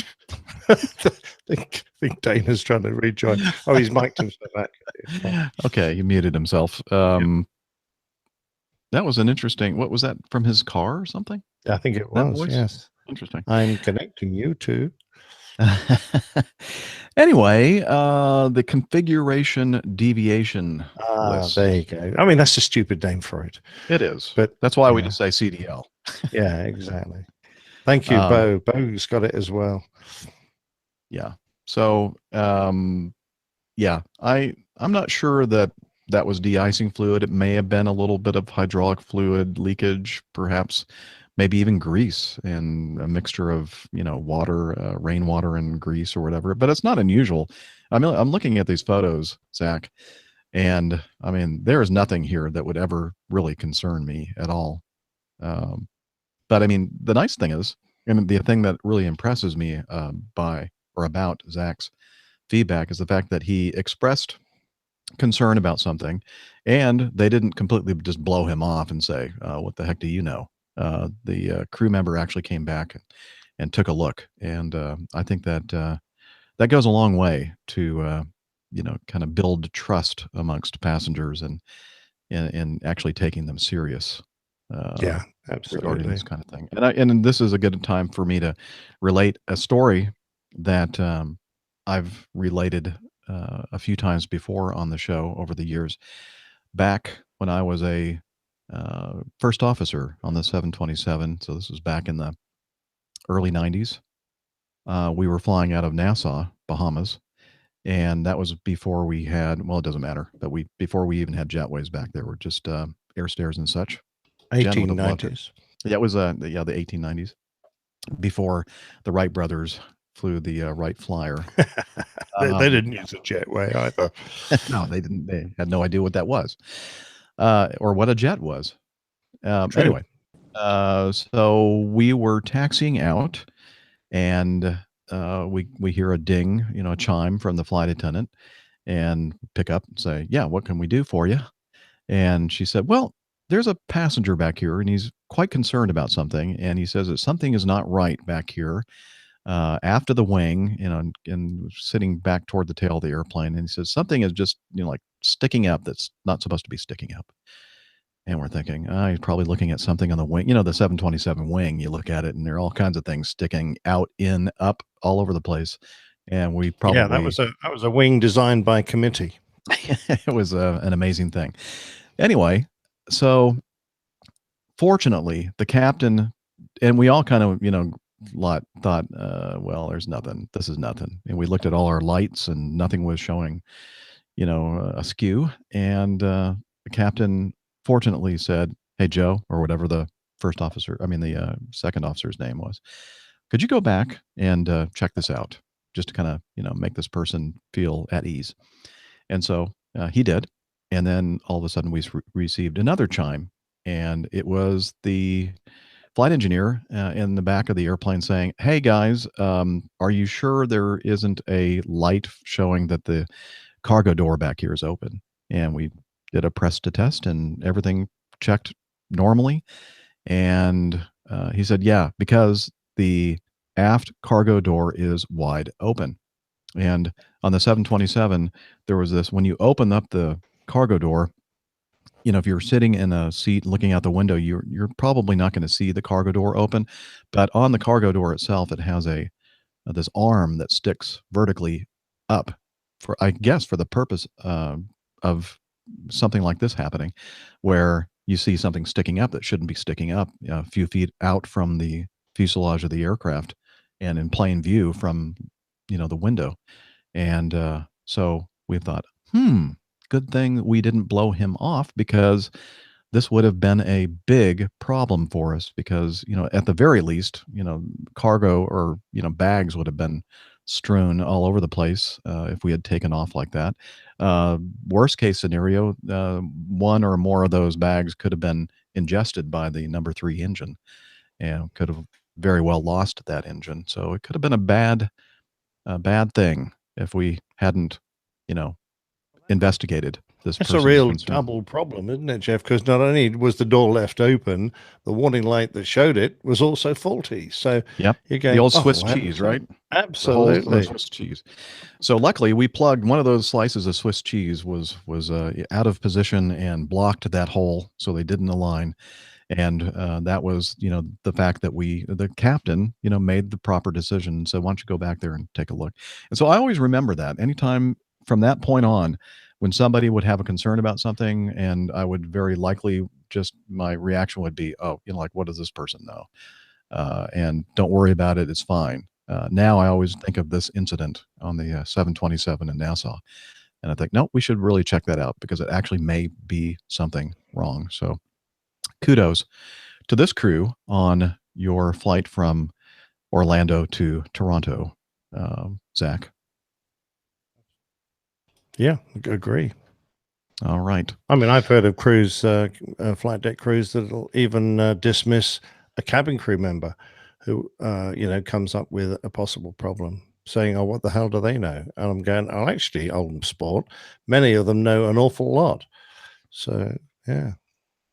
The other thing that I just recently experienced regarding cabin crew was we were having a discussion about something. In fact, I may have related this 727 incident with him, and I'm not sure how we got on that subject. But a couple of the flight attendants said, "Oh, we usually don't let you guys know if somebody has a concern about something." Oh, really? Well, maybe, and I'm glad I kind of told the story to them because now in the future they may think, "Oh, I should Yeah. probably say something to the guys up there or the gals that Absolutely. something's wrong, or somebody thinks that something's wrong." Anyway, there we go. Thanks, Zach, for that feedback. Moving on, First Officer Mike. Is FO Mike in the chat room with us live? Yes, he is. Okay, he sent us some feedback, and it not quite in time for the previous show. So I told him that we would ensure that we cover it on today's show. He says, a question that was mentioned a few days ago on a social media group was, what makes a pilot a better pilot? With a more modern and sophisticated technology used in today's aircraft, the 777, 787, Airbus 330, 340, and 350 all have excellent automation systems and a much easier fly-by-wire system in place to fly the aircraft. In comparison, the Mad Dog that Captain Jeff flies, or the old L-1011, or even the relatively new 737, use the old style of flight controls, which use the old pulley and cable with little hamsters in the trim wheel moving it about. Now, we don't have hamsters. They're No, guinea they're pigs. much too exotic. Just a few weeks ago, Captain Jeff mentioned how he ended up with a cramp in his leg from holding the rudder in for so long. And that was because I was talking about a crosswind landing and the fact that I had to basically go full throw with the rudder pedal to keep the fuselage aligned with the runway for landing. Anyway, my questions: which of these systems would make a pilot a better pilot? Does the automation used in today's more modern aircraft hide the deficiencies in some of the less experienced pilots in comparison to the old style of the Mad Dog and 727? As a prime example, Nick has only flown fly-by-wire in his commercial career, and I say this without his head exploding. I doubt his flying ability or credentials are any less than those of Jeff's in the older style of aircraft. It would be great to hear your thoughts and theories on this. And again, that's First Officer Mike. So, the discussion to which he's referring, we were talking about the fly-by-wire systems in most new generation aircraft now, where an input made by the pilot is basically sent to some computers. The computers analyze the inputs from the pilot and decide exactly or interpret what the pilot is trying to accomplish, and then sends those signals to the control surfaces to affect whatever it is that the pilot is attempting. And the old system, you take that computer out in the chain, and what the input from the pilots go directly to the either mechanical or hydromechanical controls of the control surfaces. And the point that I was trying to make when we were having this discussion on the social media group was that in the style of airplane that I fly, if a pilot doesn't really have good stick and rudder skills, or is a little bit maybe not the smoothest person and actuating controls, you can actually feel it translated through the controls and into the airplane. Whereas, and I guess I'm only guessing because I've never flown a fly-by-wire airplane myself, is that a modern fly-by-wire system where the computer is actually making the changes to the control surfaces can perhaps mask or make a pilot who doesn't have really great smooth flying skills actually seem to be a very adept, smooth flying pilot. And I'm not sure that makes him a better pilot. I think it just is. It would be hard to tell in that particular case, and that was the only point I was trying to make. I wasn't trying to disparage anybody flying a fly-by-wire system, and not at all. I'm just saying that in the older airplanes that don't have that kind of a technology, it's clear to you whether you're sitting in the cockpit or you're sitting in the back of the airplane when somebody is hand flying the airplane, especially if they don't do it very well. I would disagree with you, Jeff. I think you fly a fly-by-wire aircraft right now. Well, yeah, the wires are very, very thick, right? Yeah. Well, Dana, wait a minute. I thought you left. Dana, where the heck are you? Well, you're not going to get video from me because I can listen, I can talk, but I'm not going to try to do video while I'm driving. Oh, well, that's helpful for everyone, I think. Yes, absolutely. So, but I'm listening, and I'll poke in every once in a while. I know the audio isn't the greatest this way, so. Oh no, but it's actually not bad. Okay, Yeah, so you're in your vehicle heading down to the airport, I'm assuming. I am in my vehicle heading to the airport, and the reason why you heard that the text message, I was trying to hook up the microphone via my adapter, and it just wouldn't accept it. So now I'm on my hands-free via my headset. So okay, well, it sounds good. Okay, so so what do you think, Dana? Then while we have you here, is the feeling that I have correct, or am I off base? I think you're pretty much right on the money. I mean, people that hand fly the airplane, either you're gonna do it well, or you're not gonna do it well, and I think that sometimes you can tell. I don't think you can always tell how good or if the autopilot's on or off, because if the person is flying the airplane is pretty good at flying the airplane, you're going to feel the smoothness. Now, I think on the newer generation jets, like what Captain Nick flies, you're going to find that it's going to be a lot harder to tell because you get the auto trim system and the aircraft is a lot smoother because you're not going to have the pitch and roll moment like you do on an aircraft like what we have, because it's completely fly by metal wire versus electronic wire. Fly by cable, exactly. So I think justifiably on the 88 and 90 you can feel it a lot more, whereas the newer stuff I don't think you're going to notice as much. What do you say, Captain Nick? You're the one here with the experience on a fly-by-wire airplane. Yeah, and I've flown them all from fly-by-cable, albeit military, and fly-by-wire military, and now fly-by-wire civil. So my overall feeling is a good pilot's a good pilot regardless of what aircraft he's in. It is very easy to fly a fly-by-wire aircraft such as the Airbus badly, and you can certainly tell a bad pilot when he puts his hands on the controls, because it really doesn't matter that computer's in the way. If the pilot does something weird with the controls, the airplane's going to do something weird.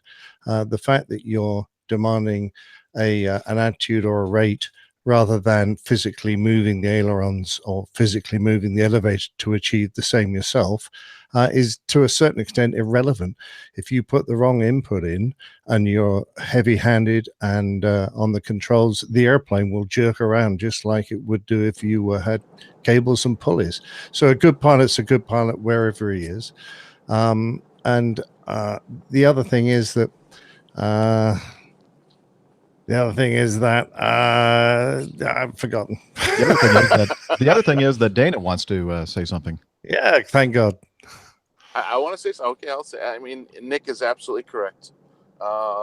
In the fact that I was really just talking about smoothness of the pilot. I would think that the Airbus would accentuate the smoothness a little bit versus or a modern fly-by-wire aircraft would accentuate the smoothness a little bit better than than a cable aircraft.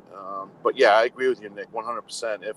If in fact the pilot is a terrible pilot, no matter what type of aircraft you're flying, if you put in a jerky movement, you can get a jerky response. And I agree with that. Yeah, that's exactly right. I mean, if you demand a high rate of roll in the Airbus, it'll roll fast and it'll spill everyone's drinks and they'll all fall over in the cabin.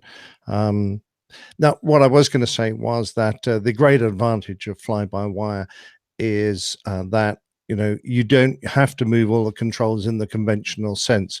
For example, some aircraft, I'm going to go to military aircraft here because that's where I have my most experience. The F-18 fly-by-wire computer could use almost any control surface on the aircraft to achieve a desired thing. So if you wanted to pitch the airplane, it didn't just use the ailerons. If you wanted to roll the airplane, it just didn't just use the ailerons. You'd get differential rudder, you'd get on the two fins, you get differential taileron as well as aileron. All would move to achieve what you want. And there's the huge advantage.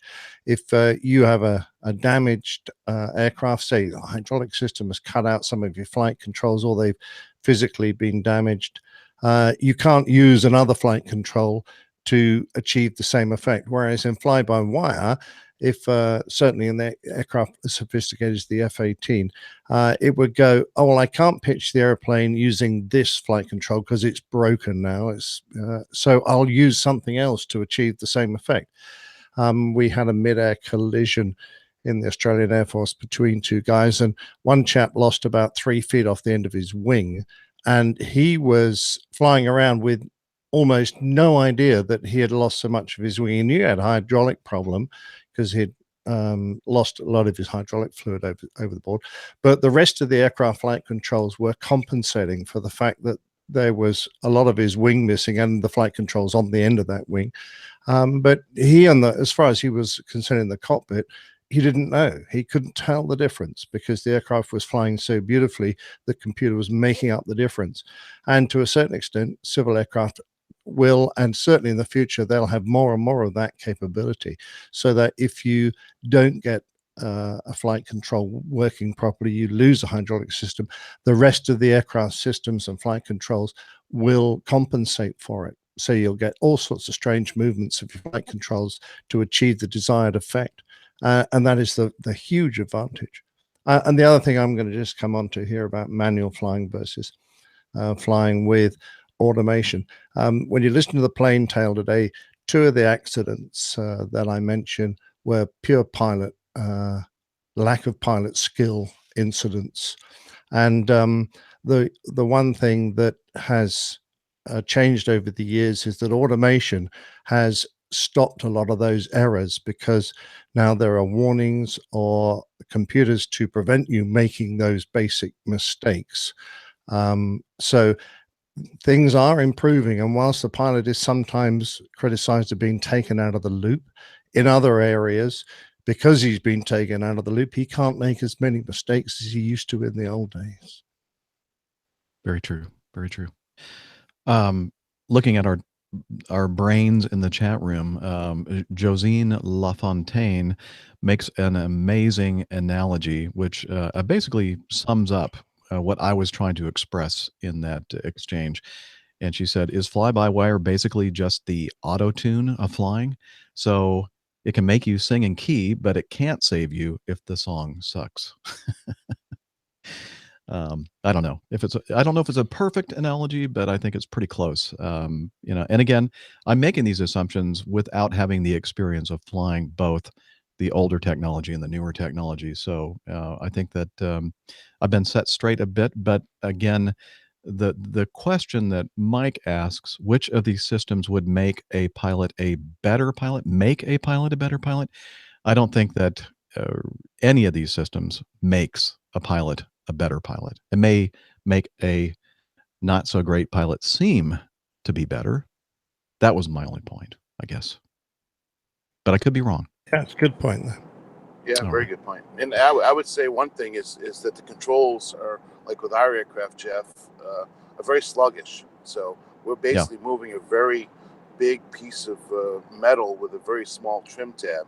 So the ailerons and the elevators controlled with a trim tab, whereas the the fly-by-wire aircraft are all hydraulically controlled surfaces, so they're far more responsive to inputs versus us. If you take the time and go out to YouTube and look at a video of an MD-88 approach, you can see the guys fighting with the airplane. It looks like they're fighting with the airplane, but we move the controls far more, a greater distance to travel because, well, we have far less mechanical advantage than if you do with a fly-by-wire aircraft. Yeah, that's true as well. Lane Street makes a very good point, and I guess it's going to be basically the dot on the exclamation point. You can tell a bad pilot, you just can't tell him much. Bam. Very good. Very nice. All right. Well, I think it was a good discussion. Thank you, First Officer Mike, for bringing it to the show. I think that was a great piece of feedback. Thank you. Speaking of great pieces of feedback, Carl and Mark both sent us this, and it was a PIREP during one of the storms. I think the first nor'easter that we had a couple of weeks ago. The PIREP on an ACARS message read like this: IAD, I guess Dulles International, and some other things. I don't know what they stand for. Let me just get to the body of the PIREP. A CRJ 200 at flight level 040, so 4,000 feet. A CRJ 2 says moderate to severe turbulence, very bumpy on descent. Pretty much everyone on the plane threw up. Pilots were on the verge of throwing up. You don't normally see a PIREP like that, but it does get your attention, doesn't it? Did they both eat the fish? Maybe everybody did. Yeah. I hear that.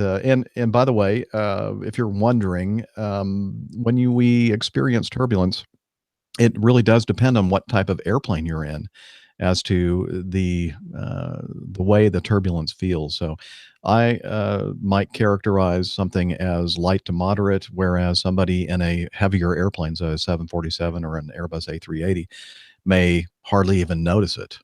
So, a CRJ 200 is not the largest airliner out there.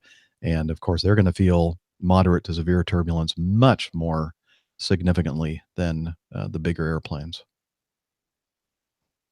And Dana can probably confirm that. Yeah, absolutely. I mean, as I flew the RJ for a long time, and you hear the reports, and that's exactly what I was thinking with this report. Is their perspective is completely different. And you have to take it with a grain of salt. I mean, you get a guy going around in a Cessna 172. His version of moderate turbulence is going to be completely different than what an RJ guy's version of moderate turbulence will be. So, yeah, it's all perspective. And another way to look at it is an ocean-going liner, a big cruise ship versus a tugboat. I mean, which one is going to feel the waves more? So that gives you another way of looking at the turbulence and what we feel up in the air. Correct. Thank you, Dana. Okay, let's see. Let's keep on moving. Paul De Silva, you mentioned Paul in New York. He is an engineer, a tech mechanic, I believe working in the engine shop there, and perhaps he mentions that in this feedback here. I'm trying to remember if I listened to it.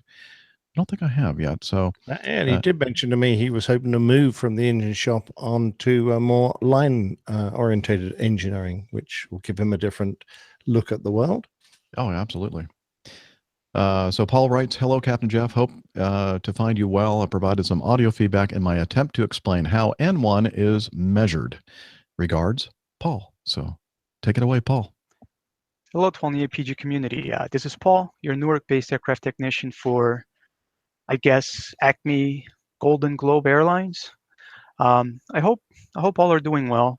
Before I get to my feedback, I want to state that it was a great pleasure to meet Captain Nick a few days ago in Newark. Despite coming off a transatlantic flight and looking a bit tired, he took a few minutes of his time to chat with me, and it was just a great pleasure to meet him. He was just such a humble giant. He was a lot taller than I expected him to be. but just the kindest, sweetest man, and it was great. It was just great meeting you. I really can't wait to go down to one of the APG meets and meet the rest of the crew. And my apologies, Captain Nick, to your crew for delaying them a bit. Despite being a little bit shy, I have a tendency to just suddenly open up and start yapping on and on about airplanes. So now to my feedback, as you guys were discussing N1 and jet engines the other day. Now, what I'm about to explain is what's been explained to me from all the manuals, including speaking to engineers and representatives from GE, the manufacturer of most of the engines my airline uses. And my explanation, and from everything I've ever read and spoken to people and dealt with, is that N1 is just actually an arbitrary number, meaning 100% N1 does not mean the engine is producing 100% of its rated thrust. You know, the same way a value greater than 100% N1 is not indicative that the engine is producing more thrust than what it's rated for. And let me explain. It pretty much comes down to a particular engine variant and particular airlines. Now, I'm going to take my airline, for instance. I'm going to use the 737. Our airline uses the Dash 700 and the Dash 800, and even the Dash 900. But let's just stick with the 700 and 800. And both aircraft, the 737 uses the CFM 56 turbofans, but the engines themselves come in different variants, which we, the technician, we configure depending on whether it's going on a 700 model or an 800 model. So let's look at this particular engine that we just received. It comes with a test data sheet from GE that we use to configure the engine. It's going to come in either the 24,000 pound thrust rating for the 737-700 or the 26,000 pound thrust rating for the 737-800. Now, let me remind you, it's the same exact engine, but it produces two different max takeoff thrust, depending on the configuration and whether it's going on a Dash 700 or a Dash 800. Okay, so we received our engine and it's scheduled to be installed on a 737-700. So we configure it, which in itself is a simple method. The engine has an EC, the electronic engine control or FADEC computer, to which all the electric connectors connect to. Now in the EC, there's a connector called a rating plug. And in this plug has push-pull pins. And depending on whether you want the engine to produce 24,000 pounds of thrust or 26,000 pounds, you configure these pins by pulling or pushing based on what is on the data sheet that we receive from the engine. Okay, so we configured this engine, and now we know that this particular engine that's going on a 737-700 is going to produce a max takeoff thrust of 24,000 pounds. Now here comes the N1 explanation. As I mentioned before, the N1 is just an arbitrary number. In our 737, the highest N1 figure is about 102 N1, which means that for this particular engine configuration, we know that at 102 N1, the engine is putting out its max rated thrust of 24,000 pounds. Where if we're to, let's just say we were to configure the 737-800, we know that 102 N1 is producing 26,000 pounds. Now, this 102 N1 figure is very rarely ever met under normal operating procedures, because based on the configuration of the aircraft and its full load and ambient temperature, and even in a hot day in Denver, on a pretty much fully loaded 737, you would see something like 99% N1. It's very rare that you would ever see the 102 N1 max rating. Again, it's all based on the particular engine and aircraft configuration. Now, to add to the explanation as to why N1 is arbitrary, let's use two different airlines. For instance, let's use United and American. They both use 737-800s. But depending on the engine variant, A United 737 can have a max N1 of 102, but an American can have a max N1 of 103 or 104. So both are producing this, both engines on the two different airlines are producing the same takeoff thrust, but using different N1 numbers. And that's why N1 is not specifically set to a constant thrust rating, because that number changes from engine to engine and from airplane to airplane. The surest way to know is to have the technical data sheet from the test cell and have all the numbers that match those numbers that are displayed on the engine instruments. And it's obviously it's something that the pilots don't get to see. They don't get to see our technical data sheet. I hope I explained it well. You know, I have a tendency to ramble on and sometimes over-explain things. I'm quite confident that either Captain Nick or Captain Jeff, or it might take both of them, would take what I said and decipher and explain it in a more concise manner. Before I go, I just want to give a little update on my professional life. As I mentioned before, I'm a technician in Newark, and after 17 years working in the engine shop, I have switched to line maintenance. So I gave up fuel flow governors and hydromechanical units for auto throttles and weather radars.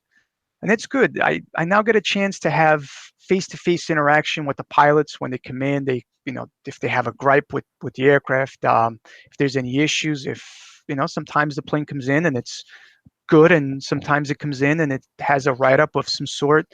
And it's a little out of my comfort zone because, you know, when you spend 17 years in the hangar building and repairing jet engines with flexible timelines, it can be quite a challenge when your aircraft arrives with, you know, an autopilot write-up and you have very little time to fix the issue to ensure that the aircraft is ready for the next flight, you know, only a few hours later. And that's where experience comes in, and I'm adjusting well. Fortunately for me, I have a great group of technicians who kind of took me under their wing and showed me a few maintenance tips and quick fixes, you know, based on the input from the maintenance manual, of course. And I'm glad I did, because I feel like I learned more about the airplane in 1 year in the line than I did 17 years in the engine shop. Which, you know, of course, there's a drawback, because when there's an engine issue, all eyes turn to me like, hey, go ahead and fix it. You know this engine in and out, right? Don't you? So, so my advice is, don't be afraid to try new things. You know, sometimes it's good to get out of your comfort zone. And I'm looking at you, Captain Nick. That control yoke sure looks good sitting there right in front of you. You know, where your comfortable tray table used to be. I'm just saying, you might like it. So until next time, wishing you all clear skies with a gusty crosswind, just to keep you guys on your toes. So long for now. Bye-bye. Awesome, Paul. And you know what? I think I almost had to pull these things out and blow the dust off of them, but just for the heck of it. Excellent. We've got a Miami Rick. That is a compliment, because it was very Miami Rick-like, your explanation of N1 RPM and thrust and everything else, and very well done. And Extremely well done. I'm not even going to try and. I'm not either. When he said, I'm sure that Captain Nick and Captain Jeff will. No, I'm not going to touch that one. No, that was good job, sir. Very good. Very good. And I remember that we have something in our list of feedback, number 16, to keep you on the same page, Captain Nick, again, regarding this subject. Thanks again, Paul, for taking the time. Great audio, by the way. Yeah. Thanks for brilliant. sending that in, and great content as well. We do appreciate that. Jonathan Turfbower in Austin sent this in. He says, I sensed on episode 313 that you are all starting to get tired of the subject, but I thought I might be able to add one piece of relevant information. Oh, no, once we get rid of this, we can tackle flexed takeoffs, can't we? Flexed temperatures? That's another good one. We've done that before, and I'm not sure we really made it clear. On. Well, you know, sometimes the more you try to explain something, the more confused you get. the person trying to explain it. Anyway, do carry on, Jeff. Okay. Let's see. So I thought I might be able to add one piece of relevant information and actually put my aerospace engineering degree to good use for once. As you know, the majority of the thrust produced by high bypass turbofan engines comes from the fan itself. This means that the three basic fan laws apply. I didn't even know there were fan laws, but apparently there are. Law number 1. If you double the fan speed, you double the airflow. Law 2. If you double the fan speed, the pressure increases 4x or 4 times, or fan speed squared. And law 3. If you want to double the fan speed, you need 8 times the amount of power to turn it, or fan speed cubed. Pressure is what creates thrust, and N1 is measuring fan rotation speed. So law 2 is what's relevant here, and that's why, as Captain Nick mentioned, going from 80 to 100% N1 is a much bigger increase in thrust than going from 40 to 60%. Here's a link to a graph that helps visualize this. It shows N1 versus thrust for a CFM 56 from a 737.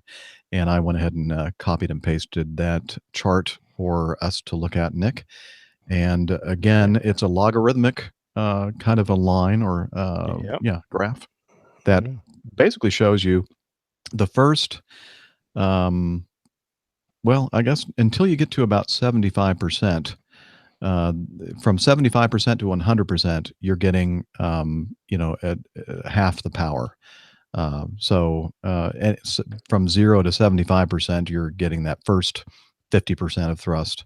And then once you hit the 75%, according to this chart in this particular engine, at about 75% or so through 100%, you're getting the second half of the thrust available of the engine. I don't know if I'm explaining that well enough, but maybe Nick, you can help me with that. Well, yeah. All I'd say was that I'm looking here at the first half of the power, say between 30 and 65%. Yes, you've increased thrust by about a third, and the second half, which is the same percentage increase, you've increased it thrust by 2/3. So yeah, the higher the RPM, the greater the steepness of the thrust curve. So the more thrust you're getting for each RPM, you're increasing. Yeah. I was just thinking while you were explaining that, the podcast Omega Tau, Marcus. Where's Marcus? Young Marcus. Yeah, I don't think he's not probably up to speed on our latest episodes, because I'm sure that we'll hear from Marcus eventually about this. Yeah, he's only just come back from HMS oh gosh, I was going to say Endeavour. I don't think it is. It's Enterprise. I think he was on Enterprise. Okay, yeah. Yeah, so he did a great. Mind you, he used to complain that our shows were getting a bit long. That was 5.5 hours of audio for one show. Wow. Yeah. You know what? Here's another interesting thing. The PTUK, the Plain Talking UK podcast that you were just on. How long was that? Yeah, that was 2.5 coming on 3 hours. You know, they're all getting there. Funny the way that happens, isn't it? Yeah, we just quit poking fun at us. Okay, so thank you, Jonathan, for that, and hope to make another trip down to Austin/San Antonio or whatever, and meeting up with you guys. That was a lot of fun in San Antonio. Austin, I need to get back there soon, because I need to have another fix of that awesome mesquite smoked brisket that you guys are so good at. Mosquito brisket? Mesquite. Salt Mesquite. Lick. Salt Lick. Salt Lick. Yeah, Salt Lick is amongst the best. A salt lick is a big lump of rock salt you put out for the cows, isn't it? It is exactly what that is. Okay. Wow. Dana, watch the foot, man. Watch the throttle. Sounds like you're getting a little bit too exuberant. Either that, or he just rolled off the road. No, that's the bus. That's the bus. That's the bus. Oh, you're on the bus now. Okay, cool. Wow, we're having an exciting time, aren't we? I'm still here listening. Okay, That's the great. whole- Great. And then the people around you, are you on the bus itself? No, Oh, okay. just getting on right Gotcha. Okay. And now people are going to be looking at him going, what the heck is this guy doing? Okay. So thank you, Paul De Silva and Jonathan Turkboer, for hopefully the last bit of information regarding N1 versus thrust for a while anyway. So, Tommy, we meetup that last minute, not planned for meetup that we had in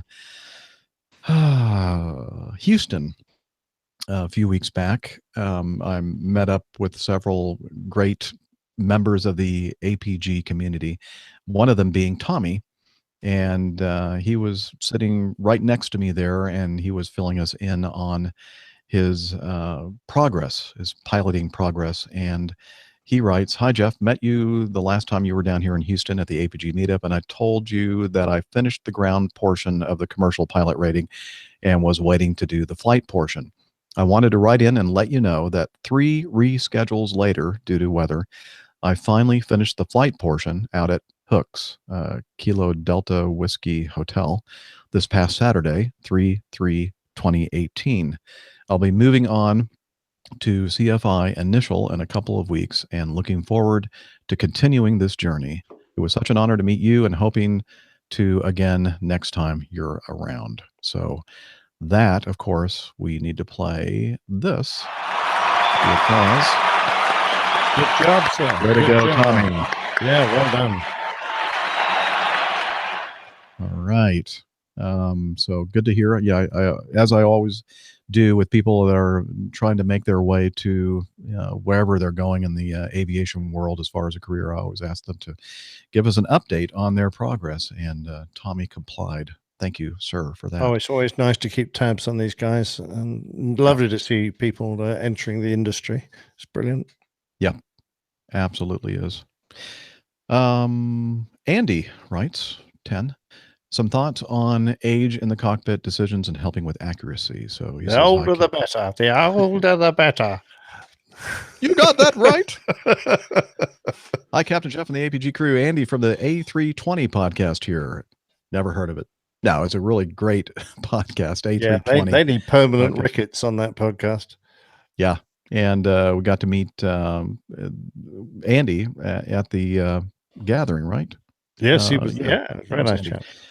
It was great to meet you. Oh, yeah, right here he says. It was great to meet yourself and Captain Nick at the Plane Talking UK podcast 200th episode in London and to have a chat with you both. Unfortunately, I didn't get a chance to meet Dr. Oh, that's the best bit of the show, Dr. Stone. The best part of the crew. Yeah. I was just listening to APG 311 and thought I would send in some feedback. Firstly, about the chap who spotted a young captain and an old first officer in Wellington, New Zealand.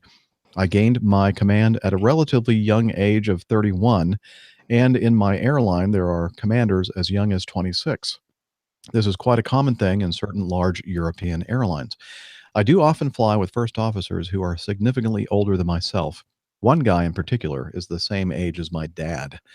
A lot of them have no desire to upgrade to captain and are happy staying in the right-hand seat. I also agree with Nick and Dana that some of the hardest decisions to make as a captain are deciding if you're actually fit to fly and the fitness of the rest of the crew, especially when or after a long and tiring day of disruption on long 4-sector days. Finally, just to ensure you maintain your 50% accuracy and not to step on Captain Nick's toes in any way during Get those rickets out. Get those rickets out. During an auto land, the Airbus will call retard at 10 feet with the auto thrust engaged, or in normal conditions, so manual flight, it will call retard at 20 feet. Really enjoying the shows as they keep me sane on the long drive to work around the M25. So, well, the rate I'm coming down, it's like 10, 20, bang. It's all the same. 10 feet, 20 feet, there's no difference. Yeah, it's all a blur, those call outs. You can't talk fast enough. Oh, man. Yeah, but yours calls you a retard as well. Oh, boy. Yeah, here we go. Yeah, so now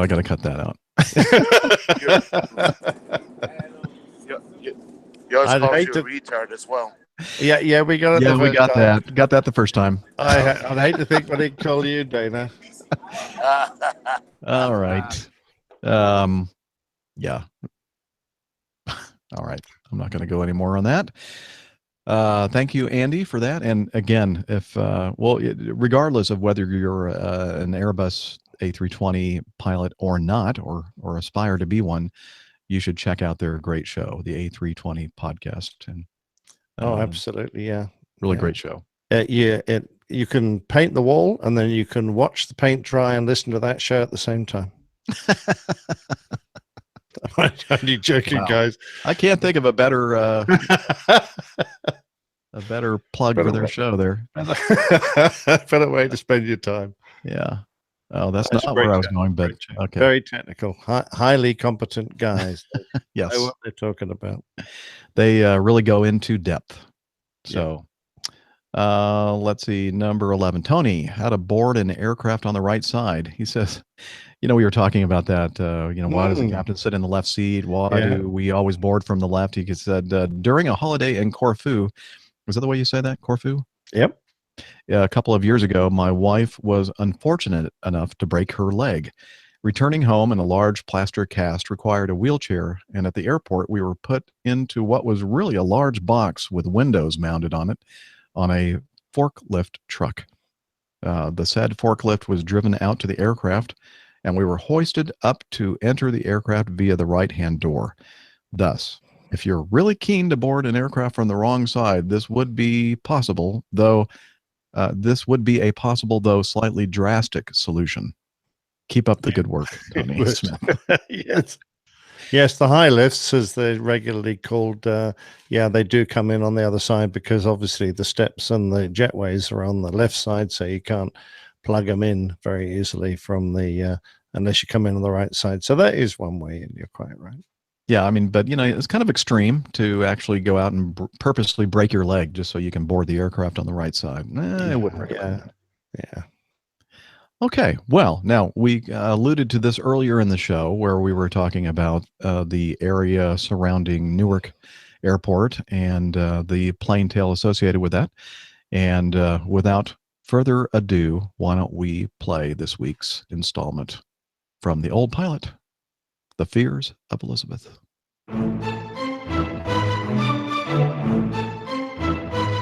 The Old Pilot's Plain Tales, The Fears of Elizabeth. We have recently experienced the safest year in aviation history. Worldwide accident rates have fallen to the point where a single accident becomes headline news across the world, and even incidents which result in a perfectly safe landing become publicized and made into dramatic events. Imagine then what a furor would erupt should a single airport suffer 3 major crashes in 3 months, within a mile or two of each other in the same suburb. As unbelievable as it seems to us now, such a thing happened, and it wasn't in some third world country. It was in the United States. The airfield is the very one I shall fly to tomorrow, Newark International Airport near New York, and the suburb that was struck was the city of Elizabeth in New Jersey. The first accident occurred not long before Christmas, on the 16th of December 1951. A Miami Airlines Curtiss C-46 Commando airliner was due to depart from Newark, bound for Tampa in Florida. The aircraft was a military conversion. Built towards the end of the war, it was powered by a pair of Pratt & Whitney double Wasp engines, one of which had been giving problems. That morning, Captain Lyons might well have been questioning his engineers about the excessive oil use from his starboard engine, since it was nearly twice that of the port one. However, despite the difference in oil consumption, the power plant was still working within limits and the aircraft was declared serviceable. So, early in the afternoon, the 52 passengers climbed on board to be met by the 6 crew, and Lyons prepared his aircraft for departure. The first hint of trouble that day came as Captain Lyons started his right engine. It took a long time to run up, much longer than the left, and nearby personnel noted that it was continuously streaming a light-colored smoke. Whether anyone informed the crew is unknown, but Lyons continued with his flight, taxiing for runway 28. The weather was good, with excellent visibility and a westerly wind of 20 knots. At 15:02, takeoff clearance was received, and Flight 1678 Mike took off. Almost immediately, the condition of the right engine began to cause alarm, but mainly from the ground. In the Newark Tower, controllers were alarmed at the trail of white smoke coming from the right engine, and as the aircraft climbed slowly away, the tower supervisor hit the airport crash alarm. The controllers put out a call for 1678 Mike to land any way possible, any way they wished. They were cleared back to the field. This was not acknowledged. A well-meaning Miami Airlines captain on the ground watched the aircraft get airborne, and mistaking the origin of the smoke, he phoned the tower at Newark to tell the crew to keep its gear down. He thought that the smoke must be coming from an overheated brake. Having previously raised their gear, the crew loaded again, a decision that almost certainly sealed their fate.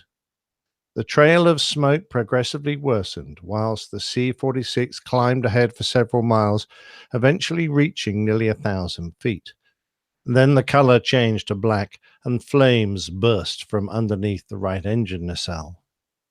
The crew started a gentle left turn, and witnesses stated that they were flying at a very low speed. The crippled aircraft, still streaming smoke and flames from its right engine, began to slowly descend, but then the fire appeared to go out. By now they were around 3 miles southwest of the airport and flying over the city of Elizabeth. Just as things seemed to be improving, the flames re-emerged and the aircraft seemed to reduce speed even further, with the right engine propeller turning only slowly.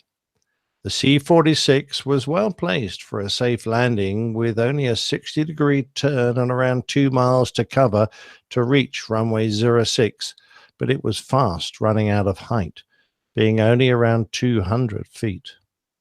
At this point, the aircraft rolled rapidly left until it reached 90 degrees of bank, and then it began to fall from the sky.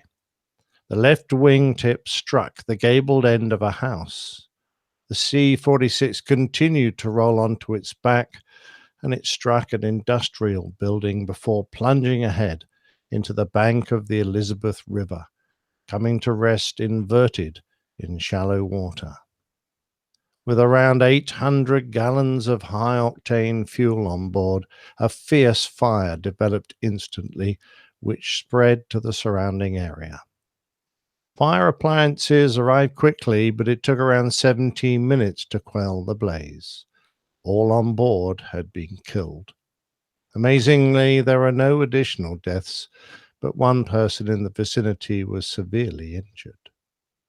The Civil Aeronautics Board conducted an inquiry and discovered that the problem originated with the number 10 cylinder of the right engine, which failed when the cylinder hold-down studs, having been improperly fitted, came loose. Damaged systems caught fire, which then became uncontrollable. It is likely that the crew only partially completed the fire drill in addition to making errors. For example, the first action of the fire drill, which was written on a cockpit placard, required the fuel, oil, and hydraulics to be shut off, none of which had been done. Ultimately, it appeared that the aircraft was mishandled and stalled in the turn whilst trying to turn back to the airfield. The low speed was probably due to the extra drag that came from the lowered undercarriage. At the time, this was the second most deadly accident on US soil, but things were about to get worse. Just over a month later, a mere 45 minutes after the girls of Baton High School in Elizabeth had been dismissed from their classes, disaster struck again.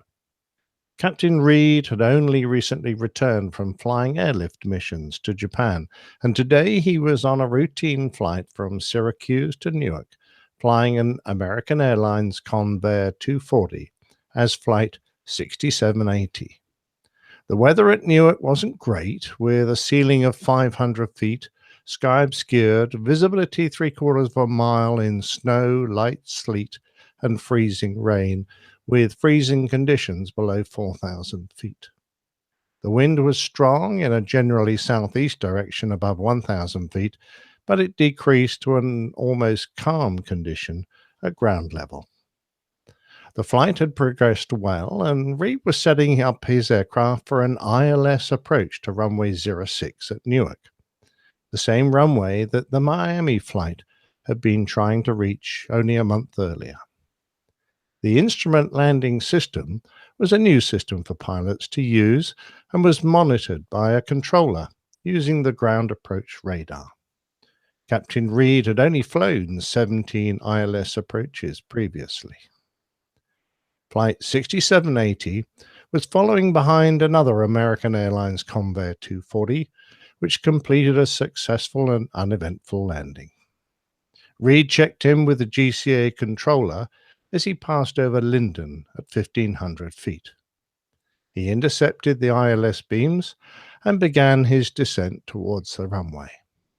The controller gave a commentary on his progress. 6780, this is Newark radar. Have you 5.5 miles out, coming up on the glide path, and you're 900 feet to the left of course. Coming back to the course now, you're now 400 feet left. Glide path is good, 4.5 miles out. Glide path is good, 3.5 miles out, and you're drifting to the right. You're 900 feet to the right of course, and 1/2 mile from the courthouse. Shortly after, the radar return from the Convair 240 disappeared from the scope. Eyewitnesses on the ground saw the aircraft at around 150 feet, skimming along the buildings of South Street, which is aligned about 40 degrees right of the runway.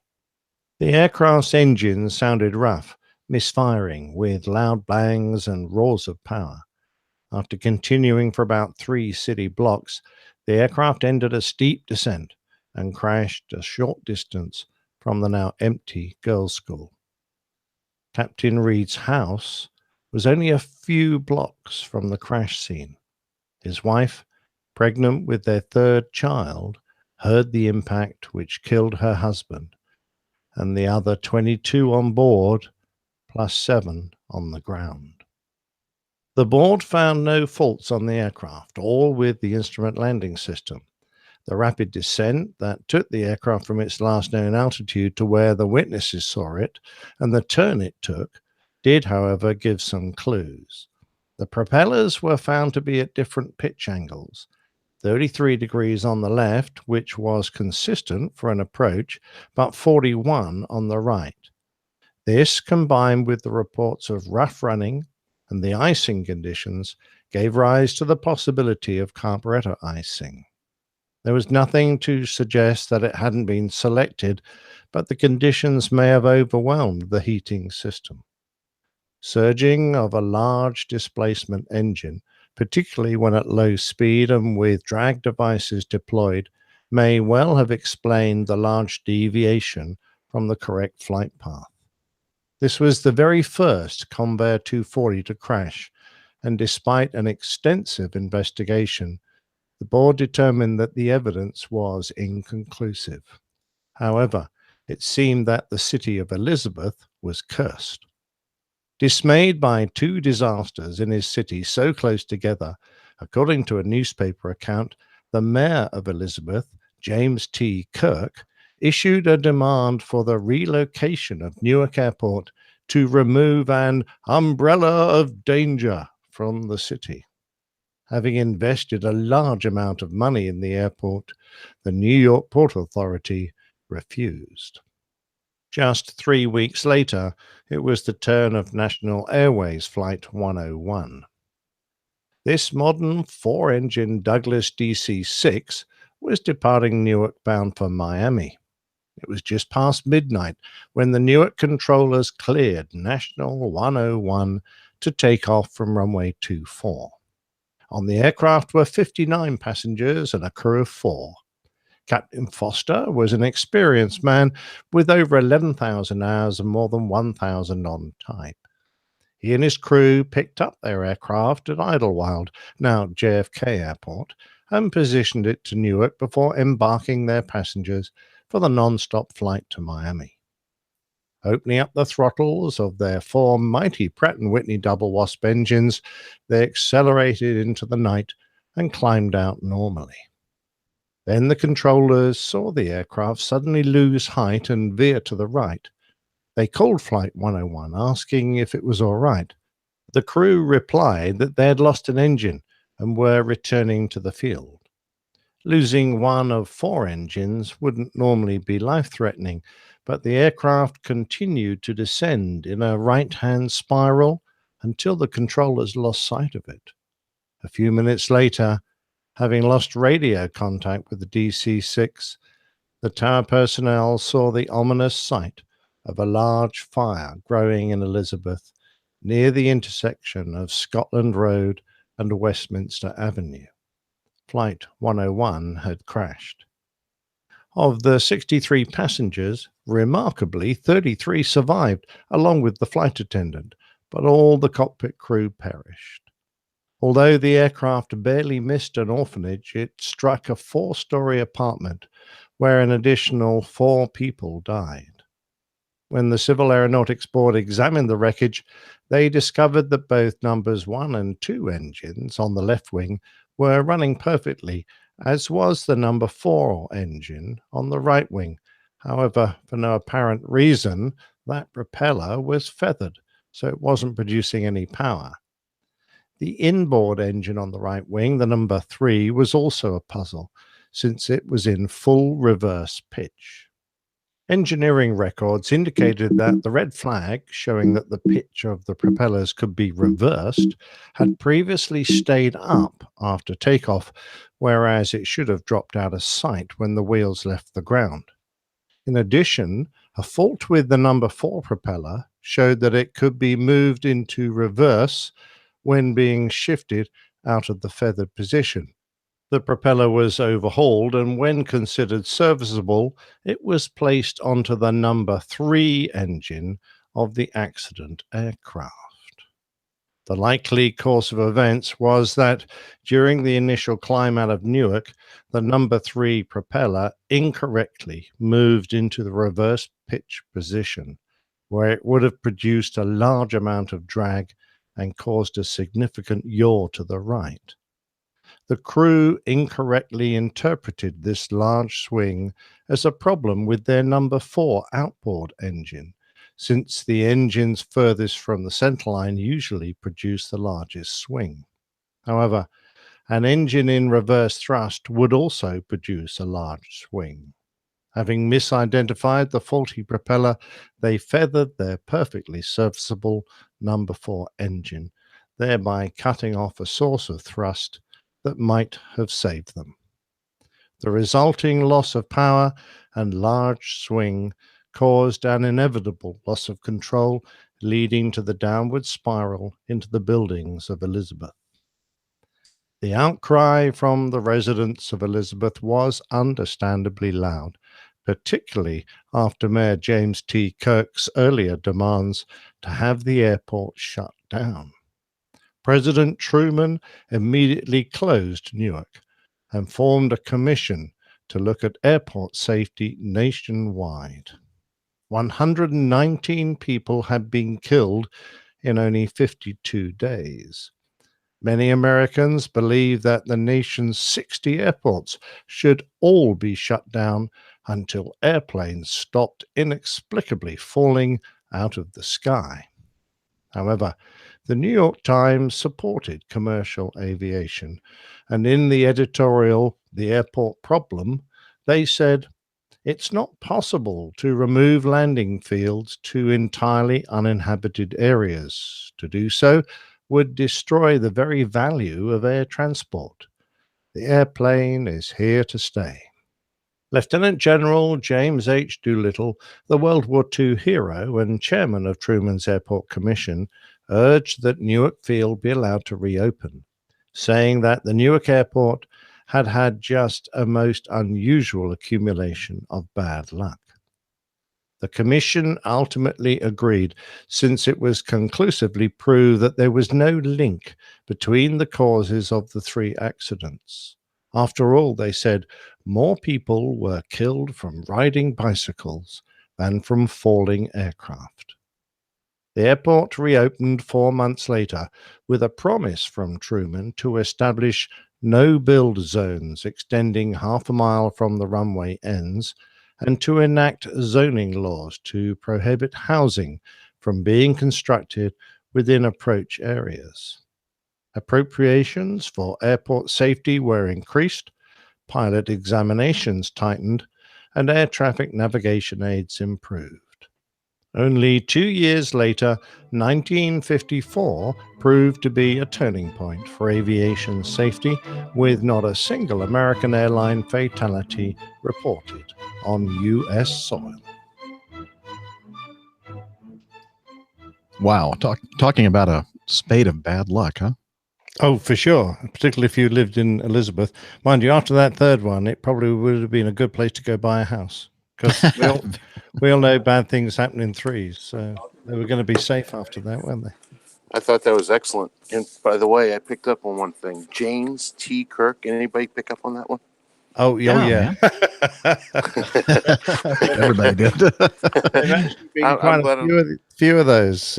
You had a James T. Kirk, who was quite a famous officer in the Civil War, and you had a James Kirk, who was a commander of a United States warship during the Second World War. And then one of a international, not international, but galactic starship called the Enterprise. Yep. Exactly right. So cool. So, how is everything going for you, Dana? Are you in the lounge or what? Yep, in the lounge. Just heading to the gate here shortly. Just stopped at the ATM. They're logged in, and I'm seeing a lot of black, white, and gold down here. Well, excellent. Hope you have a safe trip. Yeah, enjoy yourself and earn some money. Well, yeah, I'm sorry you had to leave, but money talks, especially with the bills. You gotta pay them. I think Money you mean talks and the company is calling, and the chivalrous Dana is there to provide his services. Yes, of course. My services are much wanted. So here I am. That's what we hear. That's what she said.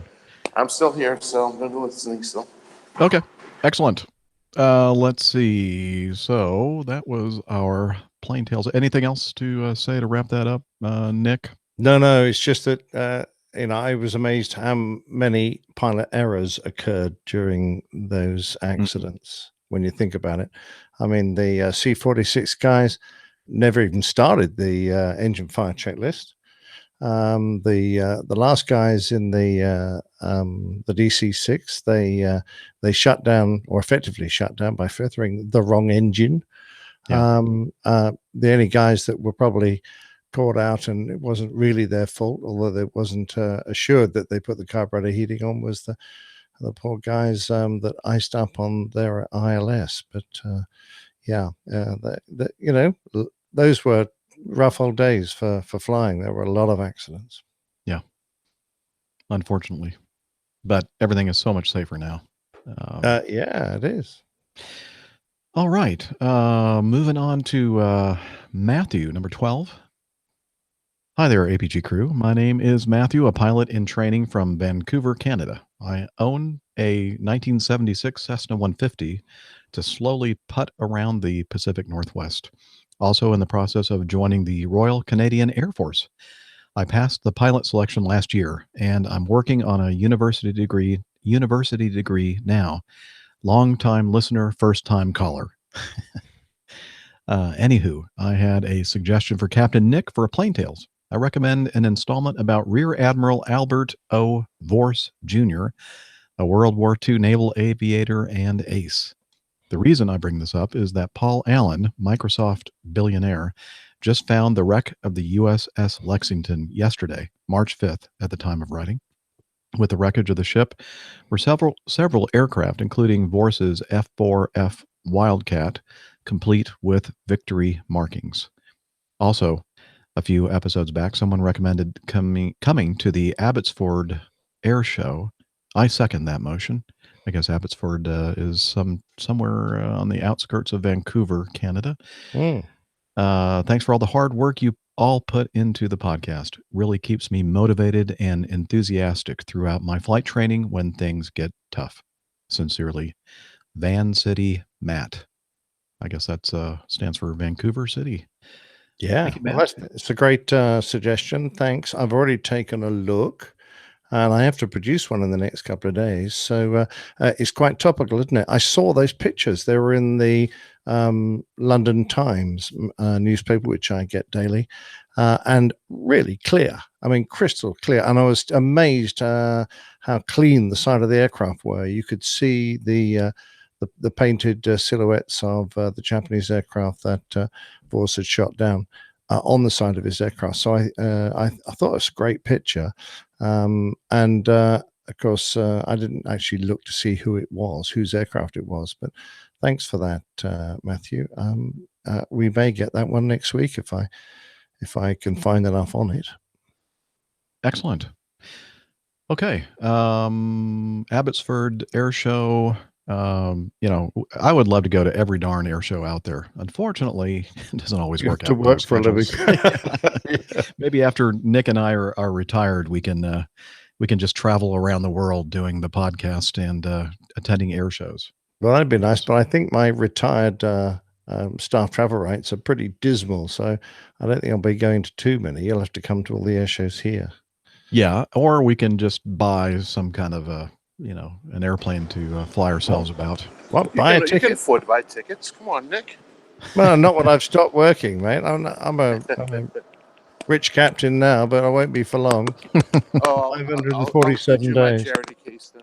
Ah, you're very kind. Oh, nice. 547 days. 546 days now. Look at that. Who's counting? Who's counting? Yeah, who's counting? 546 days. Woo. Wow. I did a awesome. I did a thing. I think Liz told me to enter it into Google, and I Googled how many more days I have. It's over 2,000, 2,118 or something like that. Ah, no. And I'm counting every one of them. As you should. Anyway, let's see. Number 13, Lefty. Some feedback regarding APG 313. I'd like to give you some insight regarding the Ryanair incident. Okay, so the Ryanair incident, this is Lefty Lewis. I'm trying to remember exactly what happened. Oh, they were given clearance to descend out of 36 to 13. That's right. And they got an amended clearance, and they kind of pulled back maybe a little bit too aggressively to get back to 30, whatever it was they were assigned. He says Ryanair is somewhat famous amongst the pilots in Europe for having very lengthy and strict SOPs. This is, I believe, due to the fact that many of the pilots are newly hired from flight schools. And if you follow the standard operating procedures exactly to the line, you'll be safe 99% of the times without thinking too much about it. Dana's right when he mentioned VNAV. They love to fly with VNAV, and line training captains encourage the use of VNAV over other modes, even when it doesn't really make a lot of sense. One exception to this rule is what they call the immediate level up procedure, which is to be applied in such cases. It goes like this. 1. Engage altitude hold. This will command the autopilot to hold the current altitude independent of what's selected on the mode control panel. 2. Select the new altitude on the mode control panel, the MCP. Number 3. The pilot not flying has to verbally confirm the new selection. Number 4, select level change. This will command an idle descent or full thrust climb to the new altitude. Now, bearing all of that in mind, something about VNAV on the 737 during descent. VNAV will command a path descent, meaning the pitch will not control the airspeed, but a flight management computer calculated path, an FMC calculated path, which is computed as a function of the cost index, not necessarily 1,000 feet per minute, as mentioned by someone, as long as the airspeed is above target speed needed to keep that path in minus 10 knots. No engine thrust is added, so it will be an idle descent. I suspect that in those 600 feet that the aircraft lost, it was just enough for the engines to spool down to idle. Pushing altitude hold at such a high flight level, especially on a long Canary Islands flights, where the airplane is quite heavy due to the extra fuel, bags, and passengers, might leave the airplane on a low energy situation. I'm only speculating, but perhaps the crew saw the need to manually add power and instinctively disconnected the autopilot and autothrottles, as they've done so many times for approach and landing. Given that airline pilots typically don't operate in that part of the envelope, some over control occurred. I believe the pilots had to choose one of the options. Number one, not following the standard operating procedure. The second, risking a level bust. And then the third, possibly over control. It's a difficult situation. I agree with Dana on this one. I much prefer to use the other modes for descent, as I find VNAV to be a bit difficult to work with at times. Best regards, Lefty Lewis. Well, there you go, Dana. A couple times he said you were right. That's got to make you feel pretty good. All right, Yeah, I'm here. I Okay. just had to get the phone out of the pocket and hit unmute. Yeah, that makes me feel good, actually. Thank you. We'll At have least to. I'm right about something for a change. You're right almost all the time. Yeah. Or at least half of the time. Yeah, at least half the time. I'm trying to shoot for that 50% average. Yeah, that's what we're all else- shooting for here. What else can I ask for? You like the background and ambience of all the people in Germany? Yeah, that's great. Adds a little bit to the show, doesn't it? Yeah, a lot of people listen to the show to see what it's like to live the life of an airline pilot, and we're actually getting to. Just a little bit farther, but we don't see anything. And the ground agent shouting at you. No, it was actually a customer. It's As I'm someone walking with a very thick Southern accent. I think so. Yeah. Yeah. So, Anyway, yeah, so it's cool. Yeah, that's. Thank you for that feedback, and thank you for agreeing with me. That feels pretty good. And I also agree. I hardly ever. Well, I mean, I use VNAV in the appropriate places and times, but I don't use it a heck of a lot. Not that I don't do it the way that they're training the new guys to use it. But anyway, that's part of being a pilot, right? You have these tools, and you use them to the best. You deploy them or use them the best you can. Well, it was talked about earlier in the show, kind of when we were talking about the difference between fly-by-wire and fly-by-cable. I mean, it all comes down to the individual pilot, how they want to fly the airplane, how smoothly they operate it. That's really what it is. So, yep. Choices. All about choices. Life. Correct. All right. Thank you, Lefty, for putting your 2 cents in toward that particular incident on Ryanair. All right. Continuing on. 15. Vaughn. Thanks for the comprehensive answer to my query on the allocation of pilot duties in episode 308. I did not anticipate the lengthy rant from Captain Dana on problems that he had experienced on a recent trip prior to that episode, but it was a good illustration of the impact that poor decision-making by a captain can have on a first officer. I just wanted to add my thanks to those of others for the excellent crew log from Captain Nick concerning the poor weather preparations prior to recent departure from Boston. Captain Nick's detailed account gave me an insight into the careful planning and procedures that are necessary prior to departing in extreme weather. Having to make difficult decisions in deteriorating conditions with the pressure and constraint of time increases my admiration for the professionalism of airline crews. I'm really enjoying the podcasts, so thank you and all the APG crew for continuing to provide entertaining and informative programs for the community. Keep up the good work, and if you and the crew are revisiting Farnborough this year, I will look forward to a meetup. Thanks again, Vaughn Turney from Ascot, UK. And he says, AKA, also known as AAA, which stands for Aging Av Geek from Ascot. There you go. Did you know that Ascot was one of the Royal Air Force's call signs for their long-range transport aircraft? No, I did not. So if you hear an Ascot flying around, that'll be a Royal Air Force aircraft. Now, a piece of clothing that some people sometimes wear around their neckline is called an ascot. Does it have anything to do with this town and its name? It may well do have something to do with the Ascot races. You're talking about a cravat, but Well, no, an Ascot may be okay. another name for it, or another way to We wear call it. them ascots, I think. All right, okay. Quick search in the book of knowledge. Neville writes Ascot equals posh. Oh, the Spice Girls? And posh does not mean port out starboard home. So I'll just make sure that people know that.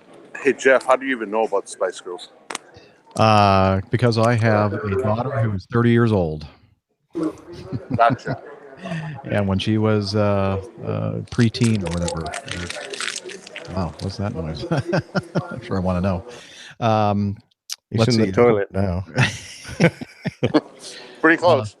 Okay. What? Probably the cockpit of the MD-88. Same difference. Gets a little messy in there. An ascot tie or ascot or hanker tie is a neckband with wide pointed wings, traditionally made of pale gray patterned silk. And it's a formal tie. Let's see. Does it say where this came from? It descended from the earlier type of cravat, widespread in the early 19th century, most notably during the age of Beau Brummel, made of heavily starched linen and elaborately tied around the neck. Okay, I'm looking for. Okay, here we go. The Royal Ascot Race meeting at the Ascot Racecourse gave the Ascot there its you go. name. I was right then. Yes. Came from the races. Excellent. Because they all dress up in their grey toppers and grey. I'm not quite sure if they're grey, but they usually wear morning coats and these lovely grey cravats with a pin through. But they're the fancy people. Oh, yes. Like all the people that you live around in. Oh, if only. Your sprawling country estate. And yeah. In the absolutely in the English country land. I don't know. I don't know where I'm going with that. Yep. That's the place, English country land. Just rolls off the tongue. Not. Okay, continuing on. James, let's see. Hi, Jeff and the crew. James Devoy here, native of Prestwick, Scotland, currently residing in Dunwoody, Atlanta, Georgia. Well, I never. Prestwick was where I did my commercial instrument rating, my first one that I had to pay for myself before I became joined Acme Red. Oh, interesting. He's currently residing in Dunwoody, Atlanta, Georgia, for a wee while. I'm a short-time private pilot license holder, passed my EASA UK private in September 2016 in Poznan, Poland. Is that the one? Poznan? I never heard of that place. I hadn't either. Long story why there, but mainly to do with UK weather, lack of training aircraft, and my ATC not allowing circuits on the few good weather days due to loads of you commercial guys using Prestwick for circuits in their shiny new Dreamliners. Anyway, I now have around 130 hours and currently flying a rental PA-28 out of PDK. I believe just down the road from Captain Jeff. Yeah. Well, I never. Excellent. PDK. In fact, I just flew in and out of there about a couple of weeks ago with Stephen Ivy. Ah, yes, of course. It's been an interesting experience. So many small differences in VFR flying in USA compared to Europe. Right engine. Fire, left engine. Oh, Dana's having a time there. Hang on to it, Dana. You can do it. Just do the procedures. Put it down. Declare an emergency. Mayday, Mayday, Mayday. That was the. Do you actually get a bitching Betty on that one? That's amazing. Yeah. We don't get. The airplane's not as ancient as you think it is. It actually, one of the cabin crew has to come in and do that. It has EFIS. It has an FMC. It has ICAS. We're going to get the whole 9 yards. I think so. Now we need to hear overspeed.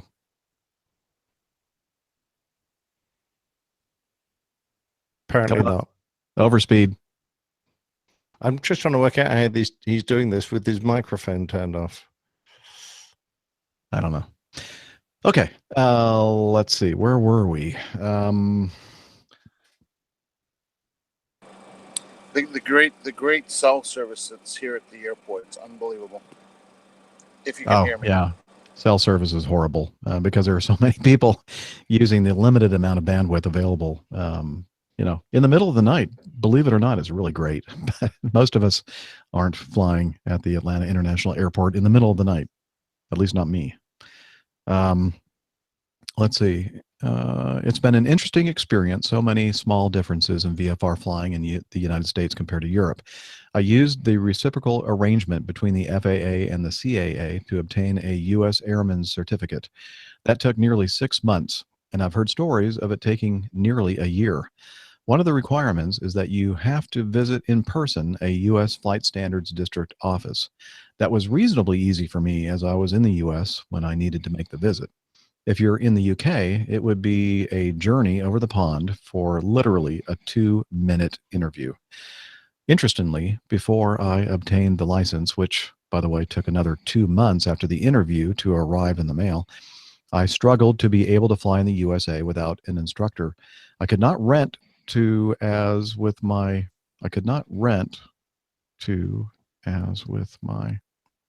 I guess just not rent as with my UK EASA license. I couldn't obtain renter's insurance. Okay, thank you. So I had to pay for an instructor to sit with me until the license came through. Now that wasn't a bad thing. I had the foresight anyway to book 3 hours familiarization with an instructor, so thankfully I did. So many things were different. First was the language. On paper, we all speak English, but with my Scottish accent and the Georgia controller's accents, it was as if we were speaking 2 totally different languages. I now have about 20 hours in the USA, and it's a lot better now. The pace of transmissions is also frantic. The U.S. controllers fire out instructions like a machine gun. Pauses seem non-existent. Very different from the UK. I have lost count of the number of times I've asked for instructions to be repeated. I do feel that is my bad, though. After all, I am the foreigner. Other issues are the lack of QFE. American airports seem to only use QNH, meaning a quick mental calculation has to be done to calculate the actual aerodrome circuit. Oops, pattern height. Radio frequencies often drop the initial 1, so 122.45 becomes 2245. The K is also dropped from the 4-digit identifier, so Kilo Papa Delta Kilo simply is PDK. The 45-degree join is also something new to a UK pilot. Well, it certainly wasn't something I'd ever been taught. Moving on a bit, the new license arrived and I could now obtain renter's insurance. I was also now free to fly without my instructor. I believe I had more nerves about doing that than I did in my first solo. Anyway, probably taken up enough of your time today. If you feel that my adventures in the USA may be of interest, I would be delighted to share some of the stories. Ooh, I'd love to hear the audio description of some of these stories. James, always great to hear a Scottish accent, as long as we can understand what you're saying. So if it's too thick, then yeah, stick to writing, I guess. Let's see. Lastly, I would love a shout out to my fellow aviators in the Peachtree, PDG, or Atlanta area who would be happy to meet up and share some flying with me. Now, I wonder if he means PDK. PDG? I don't know what PDG stands for. PDK, I'm thinking. Anyway, my rental company is great. I would recommend them, but it's not like a UK flying club. There's not a bunch of old boys who meet up and talk aviation, share flights, and $100 hamburger trips. Happy for them to email me directly, and I'll put his email address in the show notes if you want to contact. Don't read out the last sentence, Jeff. Okay. Thanks. And thank you very much because I was going to read it. No, I'm only joking. You could read out the last sentence. Oh, okay. A little sore about this? Yeah, just a little. He goes, oh, and finally, Captain Nick, did you enjoy the rugby on Saturday, February 24th? Apparently not. Apparently not. Least said about that, the better. Okay. So anyway, we'll put James's email address in the show notes since he gave us permission to do so, where you can contact him. And James, will certainly, well, I'm sure you're tuned in to where we are on social media, Twitter, Facebook, etc., as far as when we might have any meetups in the near future here in Atlanta. So just keep logged into that and keep listening to the show, and we'll let you know. It'd be great. It'd be a great pleasure to meet you in person.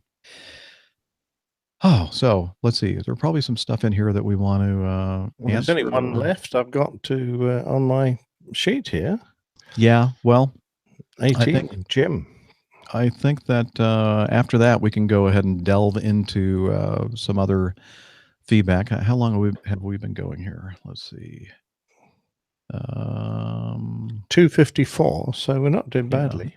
Yeah, actually, this might be perfect. So Yeah. let's finish the show today with this feedback from Jim Howard. Now, Jim usually sends us audio, but apparently, let's see, he said something about this in his feedback. Maybe I erased that, but I guess he was looking for some kind of a connector that he usually uses to record his great audio feedback. But since he couldn't find it, he had to type it out for us instead. He says, on what I think, and he calls himself just a navigator. That's the Jim Howard here. On what I think is the most recent podcast, a listener asked if there was a system to combine airborne radar from different airplanes. In fact, there is one in the works. It's and it gives us a link to Honeywell. Honeywell thinks this connected system will be a great help to aircraft flying long overwater routes, since there's little or no ground-based radar out there over the oceans.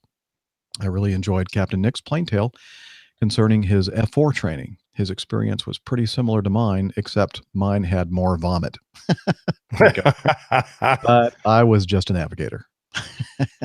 Oh dear, some people, I have great admiration for them, persist in an aviation career even though they're dreadfully airsick, and because it's really tough, if you vomit even on a simple and gentle trip. We had a navigator on my old squadron that just hurled all the time. In the end, they sent him off to the doctors at Farnborough, where he was desensitized. And it more or less cured him, but it takes some effort to get over that. What does that involve? Desensitization? Yeah, well, they would, because after a while, the movement and the vomiting become associated in your brain, so that even when you're not being moved around enough to really warrant being sick, you're just sick anyway because you're airborne, you're in that environment. And it's just something your body is now used to doing. So what they did was that they put him, first of all, just in a three-axis closed box, and they'd spin him around in the dark until he started feeling queasy, and they'd stop, let him out, and then they'd do it again and again and again, and it took ages. And each time getting him to the point where he was starting to feel queasy, but not letting him vomit, to try and work him out of that. And then the second half of the training was actually flying him with a qualified doctor pilot in a Hunter, 2-seat Hunter, and who would stunt and bunt him, aerobatics and the like, until again he started to feel queasy. Then they'd straighten level, sort him out, and teach him some exercises to straighten his head. And he got over it, so it was good. Well, that makes sense. It used to be when we first started getting these smartphones, I could not, if I were in something that was moving, like a bus or a car, and not driving, of course, but as a passenger, and looking at the small little smartphone screen and doing things, I kind of felt a little queasy, and it took some time. I guess over time, I became desensitized to this connection between what my body was, the messages that my body was sending to my brain that, hey, I'm moving, but the message that my eyes were sending to the brain were saying, no, I'm not, and causing that sickness reaction. Not really. I wasn't vomiting or anything, but it was like I had to put my phone down and look outside a bit, to feel better. And now it's like I can do it all the time. I guess I've been desensitized. Yeah, that and possibly the picture on your phone, if you've got a more recent one, is a bit better. I used to find it in the my early 340 simulators, particularly taxiing on the ground, because the picture, when you had a large rate of horizontal movement, used to lag slightly behind the simulator. You'd feel completely disconnected because what you're seeing is not what you're feeling. And you go, whoa! It used to make me disorientated. Didn't feel sick, but I just went, oh, does not look right. I don't feel, it makes me feel weird. It's better now with the modern visuals, which are much sharper and faster. But in the old days, it was a real pain. And it was only just really while taxiing around and lining up. Once you're airborne, the aircraft movement was slow enough for the simulator to sort of keep in sync with. That's interesting.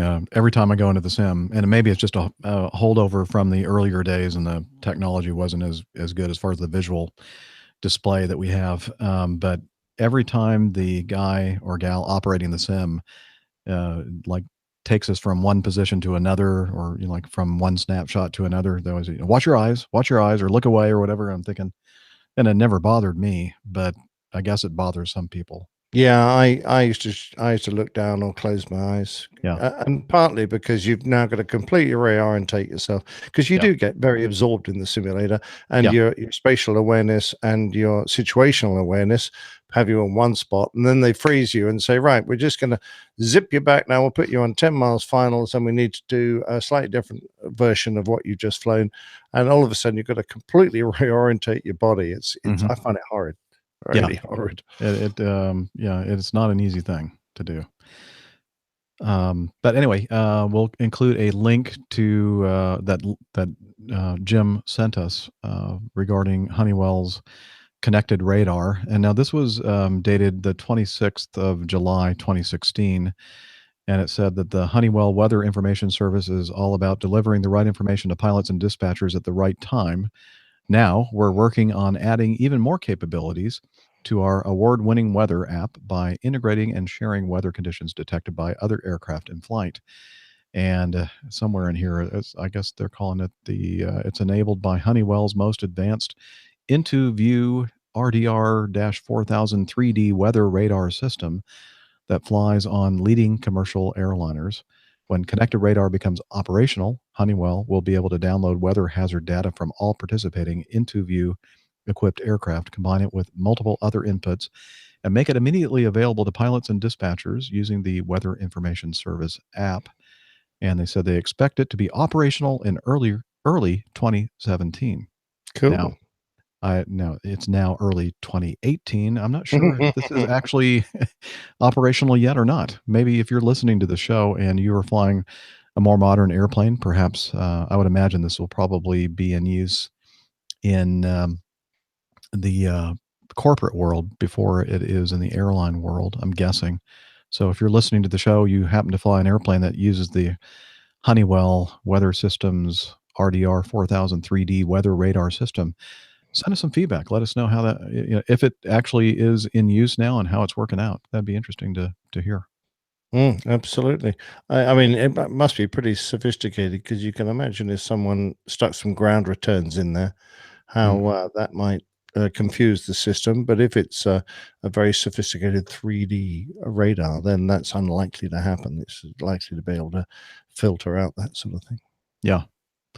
It'd be awesome to have that. I don't know if your news casts in the UK have some of these sophisticated radar displays that they show you on the tube, where you can see the storm, and then they kind of turn it around, and you can actually see like a cross section of the storm and present it in a three-dimensional way. And I'm thinking, man, that would be really handy to have in an airplane. Oh, it would. No, we don't tend to see that. Certainly not on the TV regularly. But you guys suffer from a lot more weather phenomena that that really necessitates that form of technology, so that you can predict twisters and all the rest of the horrible things that happen in America.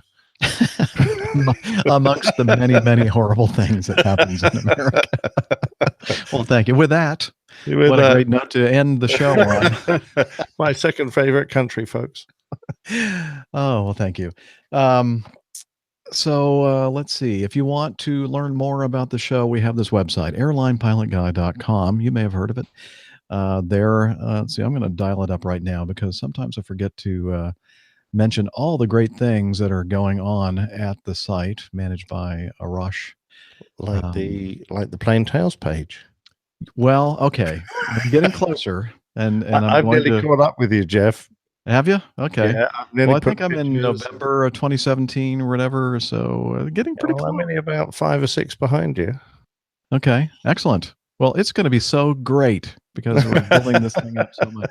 Anyway, soon you'll go to the airlinepilotguy.com website and you'll see as one of the items on the top menu, the Plain Tales page.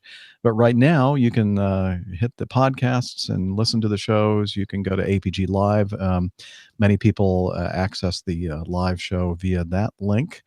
You can learn about the crew, APG crew, learn about the coffee fund, social media, APG store. You can contact us through the website as well. And find Jeff if you're interested to see where I'm flying and calendar and that kind of thing. That's where you can find that and so much more, I'm sure, in the future. So again, thank you, Arash, for managing that site for us. And it happens to be running very, very snappy now. So whatever you did, it has fixed the sluggishness and latency we used to have with the site. So that's awesome. And if you happen to have a personal computer, a tiny, like a smartphone, a tablet, we have an app for that by going to the Apple App Store or the Google Play Store. You can download the Airline Pilot Guy app, and it's free and there's no advertising on it, and you can do much of what you can do on the website on the smartphone apps and social media. Captain Nick. Okay, we're on Facebook at www.facebook.com/Airline Pilot Guy. And if you want to catch us on Twitter, then we just need to have at APG Crew appended to your message, and we'll see that. Exactly. And we've mentioned it many times on today's show, Slack, and you should sign up for it, and this is how you can. APG listeners, please join us on our Slack team. On Slack, we share news and ideas. We suggest episode and Plain Tales topics. We plan meetups and events. To get into the Slack team, please send me a tweet with your preferred email address to @HI11E1, and I'll send you an invitation. That's Hillel @HI11E1, and see you in Slack. All right. And there's unlimited visibility. Bye, everybody.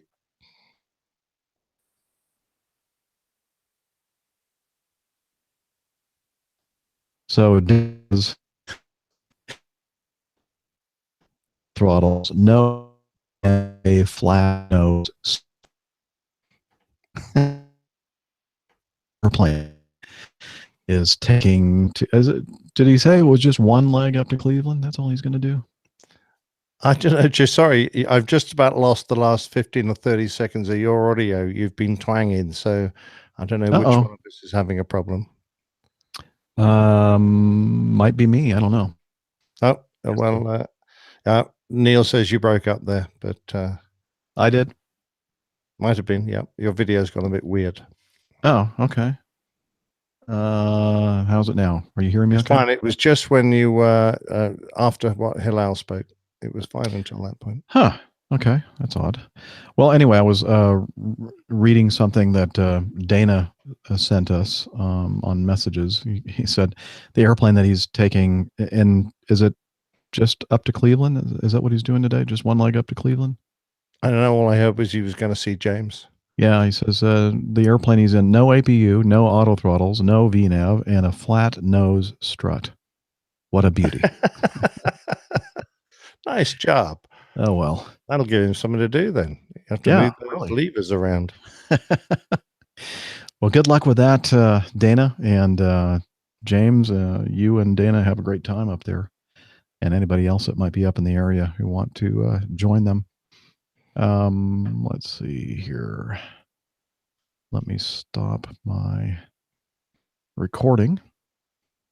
Do you want to just do that end bit again before you? Yeah, we could do that. Yeah. And finally, until next time, wishing you clear skies, unlimited visibility, and tailwinds. Take care, and God bless. Bye, everybody. I was wondering why there was such a lag from when I said God bless, and then you said something. I didn't realize. Well, I was just trying to guess when to come in because you were going when and as I thought, well, at some point that's exactly what I was saying. Good job, though. Oh yeah, you too. Good show. You know, we managed to hold the fort down without. Yeah, I know. It was a shame to miss the other guys. And what a shame, because we were hoping Steph was going to be here to answer those extra questions. But next time, I'm sure. Lane, yes. It used to be at Acme that only when we had a Dallas base, only the Dallas Fort Worth only had 14 MD-90s at that time. And so it was just the Dallas Fort Worth based Mad Dog pilots dual qualified to fly both the 88 and the 90. And then when Acme decided to try to snap up as many of the 90s in the world as they could, I think we have like, I don't know what percentage, probably at least 90% of the existing MD-90s in the world. They decided that they would make everybody that flies the 88 certified to fly the 90 as well. And they did that by sending the captains to the simulator for a 4-hour simulator period and the differences of the two airplanes and that kind of thing. So, yeah, not a huge difference between the two, but anyway, they both have their pluses and minuses. Go on then. What are a few pluses? Well, the 90. Now, this may or may not be a plus. I think it's a minus, but the 90, they stretched it about 5 feet, further extending the moment arm, and because of that, and maybe because of the added weight of the higher bypass fans, they ended up installing a powered elevator on the 90, whereas the 88 is still a control tab driven flight surface.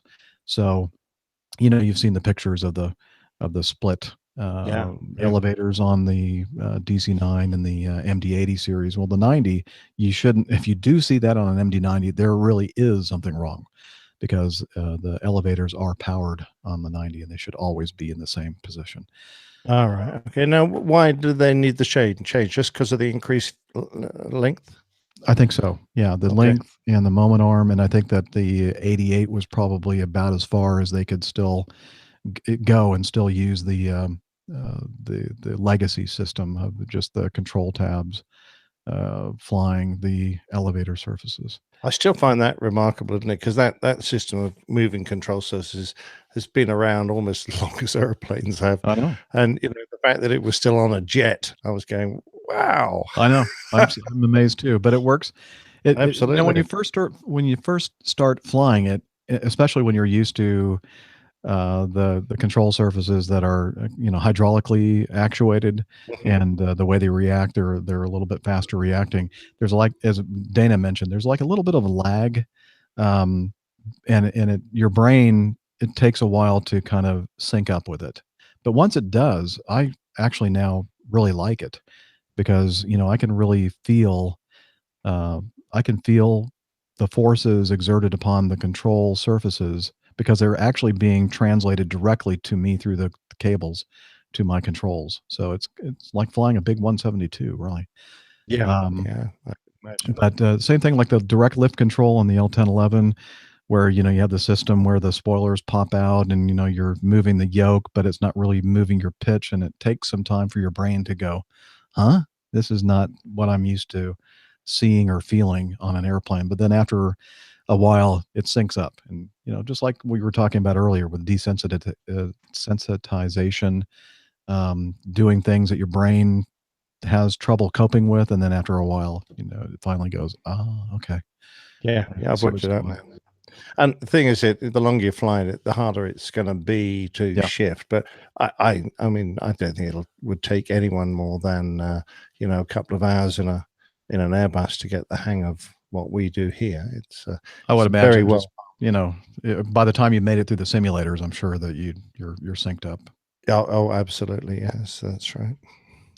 Let's see, the brakes are better in the MD-90 than in the 88. They're carbon brakes right. and not steel. The engines are better in the 90. They're the higher bypass fans and more powerful. The reversers on the engines are awesome. I think I've mentioned this a few times, where the first time that I flew it and I put it in reverse, I really thought that my first officer had put the brakes on. I was looking Wow. like, what are you doing? Huh? And so it was like the first time that this first airplane ever that when I put the reverse in it, you could actually feel a significant deceleration from the reversers themselves. And so I thought that was kind of odd, and I like it. And what else? But there are many things. Oh, the APU is nice because once you start the APU, as soon as the APU is spooled up, you have electricity and pneumatics available instantly. Whereas on the 88 APU, you get the electrics once it's spooled up immediately, but the pneumatic system goes through a 1 minute cycle before it opens those valves up. So what happens is the ground crew wants to pull the external sources of air and electricity, and you're starting up the APU, and sometimes you're like a minute or two without any air flowing at all in the airplane, and that's not good in the south in the summertime. No, As even soon as you those pull the couple of air- minutes. Yeah, this is the two times that we cook our passengers is when we're starting the engines. Obviously, all the air is diverted from the APU to the engine start. We don't get any air conditioning. And the other thing is lining up for takeoff. So we do our pre-takeoffs. If you then line up and you get held on the runway for a length of time, the temperature rises in the cabin amazingly quickly because It's we almost turn the instantly. packs off for takeoff. So Yeah. there's no more cooling air. Yeah. But that's what happens when you're in a hot part of the country. That's right. Damn hot. Yep.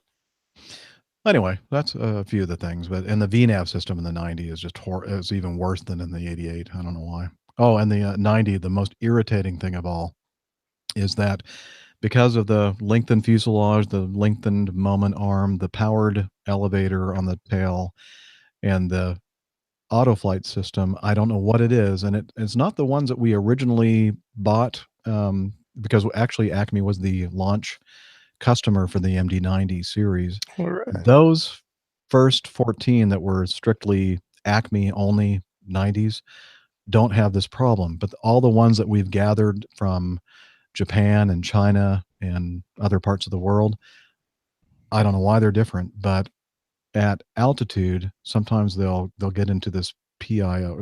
It's not a pilot induced. It's a phugoid autopilot. Yeah, it's like, and it just, we call it porpoising, like a dolphin or a porpoise in the water.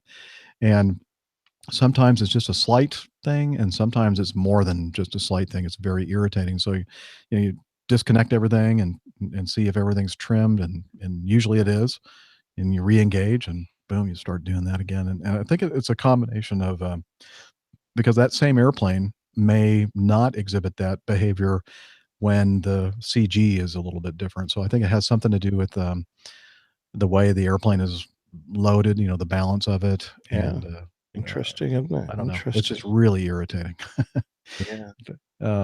Longest MD-90 route, James, is I think Minneapolis to the West Coast, Minneapolis, San Diego. But it. Yeah, I think that the longest that I've done on a 90 was, I think it was a 737 segment, but they replaced it with a 90 on this one particular day. It was Memphis to LA. And so when I saw that in the pot, I bid for it and jumped on it. And this was years ago. But I think we deadheaded to Memphis, and then the next day we flew Memphis to LA on the 90. But I really thought that must be some kind of a mistake, that there's no way that, a Mad Dog can make that kind of a stage length, but it did. It was like a 4-hour flight, I think. I know for you, that's nothing, 4 hours. Well, yeah. We're looking at it going, oh, look, we're halfway there. Yeah. Right. And we got Yeah, the I used second to fly 4 long haul too. And I'm happy to fly the short haul. Actually, sometimes, going from Hawaii to Atlanta, and you've already been flying for about 4 or 5 hours, and you see the West Coast and the lights, and you're going, oh, another 3 hours or 4 hours to go. Yeah. Disconcerting.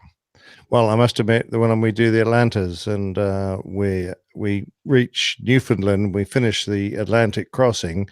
Usually, we're getting quite close there. But on Atlanta, that's not even halfway there. Yeah. Oh, bloody hell. Yeah, but at least you can get up, stand up, you have a break. That's nice, right? You can Absolutely. Do that. Yeah, got to get those DVTs flowing around your body. Yeah. Back in the L-1011 days, we didn't have that capability. There was a 3-pilot crew, or 3 pilots, or 2 pilots and a flight engineer, whatever the airline did to manage that. And we didn't have relief crews, so you were in the seat the entire time. Yeah, that was an anomaly here in the UK too. So if you had a 3-man crew, it didn't matter that one of the crew was an engineer or you had crew rest. As soon as you had 3 guys in the cockpit, the flight hour limitations went up to, a big amount. So all of a sudden you could do really long trips, and you go, well, nothing's really changed. We can't get up and take a break. We're all doing a job here. Mm-hmm. Yeah, never made sense to me either. Thinking, so why is this different now? Yeah, exactly. Yeah, I know. It's all done to appease the airlines. They'd hate to have to pay for another crew member. That's right. Yeah, you don't want to do that. No, but there you go. Vancouver to Samoa, crossing Honolulu. We're halfway. Wow, that would be a long flight. We used to stop in Samoa from when I was flying the 141 in the Air Force, from Hawaii to Australia. We'd usually stop at Pango Pango to get refueled and then continue the journey. Okay. Why 2 pilots for Atlanta Heathrow for Acme Red and 3 for Acme? The flight hours allow, I suspect, both airlines to do it with 2 pilots, James, but it's down to individual airline contract limitations. So Delta, no, I don't want Delta to do. Acme have negotiated a 3-pilot limitation for that. On Acme Red, that Atlanta, if you do it in the 34600, which is about 10 minutes quicker, you're just in the 2-man crew limit. If you do it in a 330, which is a tiny bit longer, you slip into the did I say 2-man? You slip into the 3-man guy and the 2 days. So that's the difference. It's just you're right on the cusp of our contractual limit between the difference between 2 and 3 guys. The reason we almost always do it in 2 pilots at Acme Red is that we negotiated an extra day in Atlanta and 3 days off after the trip so long as we kept it down to 2 pilots, regardless of which one you flew. So that was just a kind of deal the union did. Yep. I mean, it all depends on what you can negotiate out of the company, quite honestly. And I'm not quite sure, but and I know that this may have changed since the new FAA Part 117. But it used to be that even the FAA regulations would not permit 2 pilots to fly over a certain route length. But I'm not exactly sure about all the details of that. That you guys don't really have to worry about that on your little short legs, do you? Oh, no. I'm not suggesting you've got little short legs. Oh, yeah, you are. I got that. We've already talked about how tall Nick is, and now he's giving me a bad time about my short legs. I'm not honest. I'm not I honest. know you're not. I know you're referring to the short to medium haul that we do on the exactly. Yeah. So that's never. I mean, we have long days, but not it's several flights at a time, not one long flight. Yeah, and quite honestly, as I've explained, doing my positioning flights and the like, sometimes the length of day has actually no bearing on the amount of hours you fly. So yeah, you can do a couple of short legs, but it can be such a hassle sometimes that you end up taking the whole day to do them. Yep. That is for sure. Mm. All right. Well, thanks everybody. I hope you enjoyed the time today that we did the show. It just happened to work out that way as well. Yeah, almost. It was supposed to work out that way for all of us to be here, and that's why we picked Sunday late morning here in the U.S. East Coast. But yeah, whatever. You got to roll with the punches. What do they say? Flexibility is the key to air power. Air power. That's the one. So looks like Dana's on his way up to Cleveland. James, I hope you and Dana have a great meetup. And let's see, Nick, what about you? You have anything scheduled for this week? Well, I've got a couple of ops days. So every year we have to go into the headquarters and we do smoke and SCP training, sometimes do smoke and fire, CRM training, all that kind of stuff. And we get a day with our managers and they talk about what the company's doing, all that sort of thing. And between those 2 days, they put us up in a hotel and take us out to dinner. So we get a day with our managers and some of the bosses. If they pitch up, we all sit and have a curry and a few beers, and we can get drunk and poke their chest with our fingers. That's kind of the neat thing about being with a outfit that is the size of yours, as opposed to this huge employee force at Acme. The mega monster that is Acme. Yeah. You're quite right. But that finishes on Thursday. Then I've got to get home, get a bit of sleep, and get up again the next day because I'm off to San Francisco. That trip has already been taken away from me once, but they gave it back to me saying that another bin liner has failed a boroscope. So it's now back on the Airbus. So you're back on that trip. And whether that remains, because it looks like it's on the cusp of switching between aircraft, I don't know, but it's currently mine. So with any luck, I'll be out in San Francisco on Friday and Saturday, Friday evening and Saturday and a bit of Sunday morning. Okay. So, well, we'll have to work out something. We'll have to work out something amongst the crew as to when we'll be recording this week. Yeah, I'm not sure. Sounds like you're not going to be able to fit it in at all when you're doing the company days that you're scheduled to do. No, that Wednesday and Thursday are going to be out, I'm afraid. Friday, I'm in San Francisco, so I could do it Friday evening after I've landed.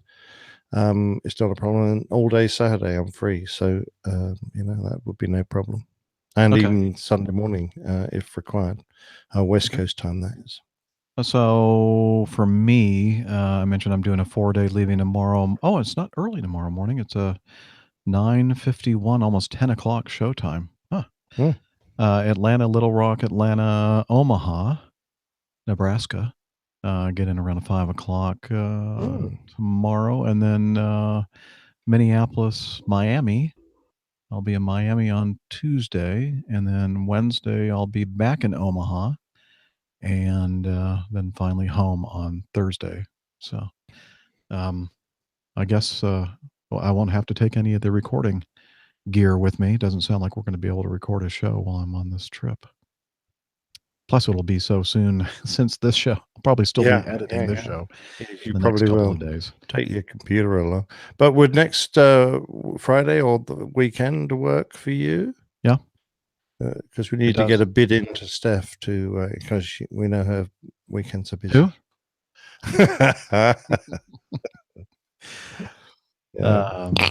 Yeah.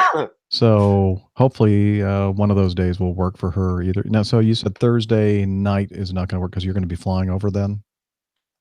No, no, Thursday night won't be work because I'm working Friday morning.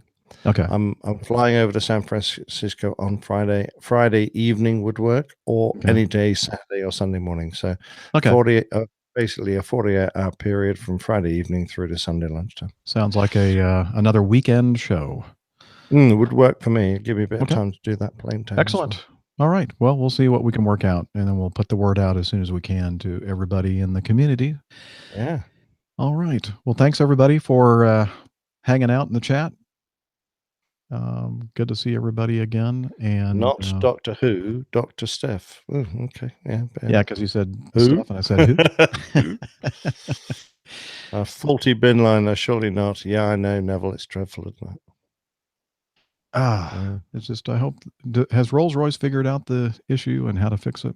Yeah, for sure. The only reason they haven't been able to get new engines out to everyone is the fact that they're building them for the new ones in the factory as fast as they can, and they don't have the capacity to fix the ones that are out. But yeah, they know what the fixes are. It's just a matter of getting them all installed. Yeah, I hope that they can catch up eventually. All right. Well, I'm going to go ahead and stop the broadcast. Okay. And, Bye, everybody. Say goodbye, everybody. We'll see you around the Cheers.